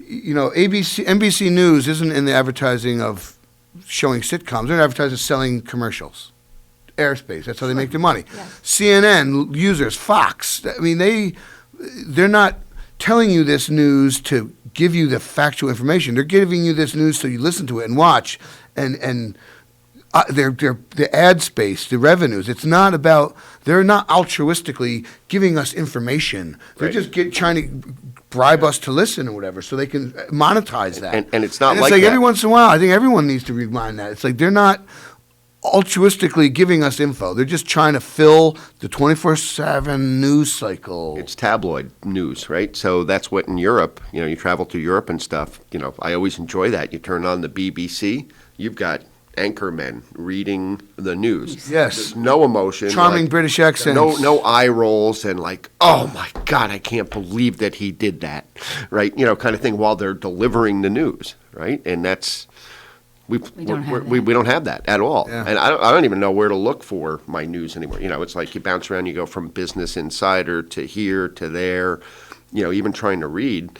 I think the most neutral and less biased that I can find, I think, is the Wall Street Journal, right? And, so now we've got to go to the financial right? Yeah, right. Side. And now they're starting to put a lot more social news in there and kind of diluting the financial news, but they seem the most balanced, and well, maybe because that ties to economic stuff. There you go. Wow. Okay, maybe both sides. Yeah. Yeah, that's right. That's right. Red or blue, everyone wants a positive economy. So absolutely. And it's just interesting what's in people's minds anymore. Scary. Or maybe what's not in people's minds Yeah, anymore. you may not want to know, right? Yeah. But next year's going to be better. That's right. Optimism. 2022 had to be up. Yes. The end of the year's coming just quick. Shut off social media and they'll be happier. Right. Isn't that sad? You can't go to a platform where you should be sharing family pictures and pictures with friends and life experiences, and you got to go in there. What's happening in the community. And The last election cycle, I think I brought, not that I'm that big of a Facebook or Instagram person, I bet you I deleted half the people I was connected to, because it was like, a couple of them too, because every time, it's just like I probably unfollowed several of the same because I go people. on Facebook or something to go see, because my kids were like, hey, I posted pictures, I was Right. this here, show my grandson and this kind of stuff, and I go on there and it's like, ugh, God, Biden did this, Trump did that, and what a clown. Yeah, right, and from it's both like sides. stop, no, goodbye, that is a nice part, though. You can delete. That's for sure. Yeah, I was taught how to just hide their posts. Yeah, unfollow. So I don't Not have unfriend to. them. So I don't have to unfriend. I unfollow. Oh, you just So- unfollow. Okay. Yeah. Yes, you can do that. Very yes. rewarding. So I had somebody come up to me and goes, "Oh God, did you see all my pictures and stuff?" It was like, "Oh yeah, oh yeah." What did you do? Right. So hey, so it's all good. We just got to figure out how to navigate this, and the kids who are growing up with this, they don't know what it was like Before that, yeah. before that. Don't. Right. So all they know is misinformation and yeah. That's true. That's right. Well, that goes back to Boy Scouts. When we used to lock the phones in the car, go out in the woods for the weekend, and let the kids enjoy nature. Right. There's one good thing about Calabar. Yeah, Calabar. our kids are, yeah. No, they're still holding out. No Wi-Fi up there. Oh, that's great. Yep. Yeah. Oh, wow. Really? Still no Wi-Fi. Yeah. So the Yeah. kids, On rainy They have to days, they let them. But otherwise, you got to swim, play tennis, games, farts and craps. No more. Well, you no can also devices. you can also buy for like $80 a cell blocker. So You don't want to tell me. I used to do it at dinner time. It'll You told me that years ago. It'll scramble the cell signal. never heard of that. So they Okay. can't. So your phone won't ring. You told me that and you don't have 15 any years data. ago when your kids were home. Yeah, you. And, the other did it thing in the kitchen. Well, so what? My kids are older, but the demon in our house 15 years ago was AOL Instant Messenger. You're And it right, was I like, remember oh that. my God, and now they're mainlining all this other kind of stuff. Yeah. But I used to have a clock timer, a lamp timer on the modem in the basement. So it would shut it off? So like the kids thought at like midnight or 12:30 every night that the internet went down for service. So it's like no way, and so you can't get away with that now with data, and wireless hotspot on your phone. Pegs in a little timer. Pegs in. That's funny. That is funny. So yeah. We about got to go. Yes. I'm getting the sign here. So Paul, thank you very much. Yes, happy Thanksgiving. Yeah, Happy great Thanksgiving. Hope you Yeah. see your grandkids, right? Yes, yeah. Everybody's coming over. Two Awesome, turkeys man. going in the one turkey in the oven and one on the smoker. Oh, there you That's go. great. I'll come over to smoke turkey then. Awesome, man. Well, be safe. Give our best to everyone. Thanks for coming. Yeah, and great, you guys too. all our listeners, enjoy everyone. Thanksgiving. Please be safe, and see you next Tuesday. Thank you, Cameron Rylance, Nina Postupack, and a special thanks to all our guests today, Dr. Al Roberts, Ursula and Marge from the Kingston Library, and Paul Hakim, developer, Pioneer Realty, and with those current events. You're with us here at KCR, Kingston Community Radio, AM 920 and 92.5 FM. This last portion of Kingston Community Radio was brought to you by Rondell Savings Bank. Always working for you and the community with branches in Kingston, West Hurley, and Hyde Park. Also online at rondelbank.com. Equal housing lender, member FDIC. Thank you for sharing the morning with us and participating in Kingston Community Radio, KCR AM 920, 92.5 FM, and live streaming on mykcr.org. Talk radio at its best. Community discussions. On, by, with the community. And we thank Nina Postupack and Cameron Rylance for hosting today. And we invite you to be with us tomorrow for a Super Wednesday, 7 to 9 a.m. every weekday. But just remember that we won't be on the air on Thanksgiving. We now return you to Magic 92.5.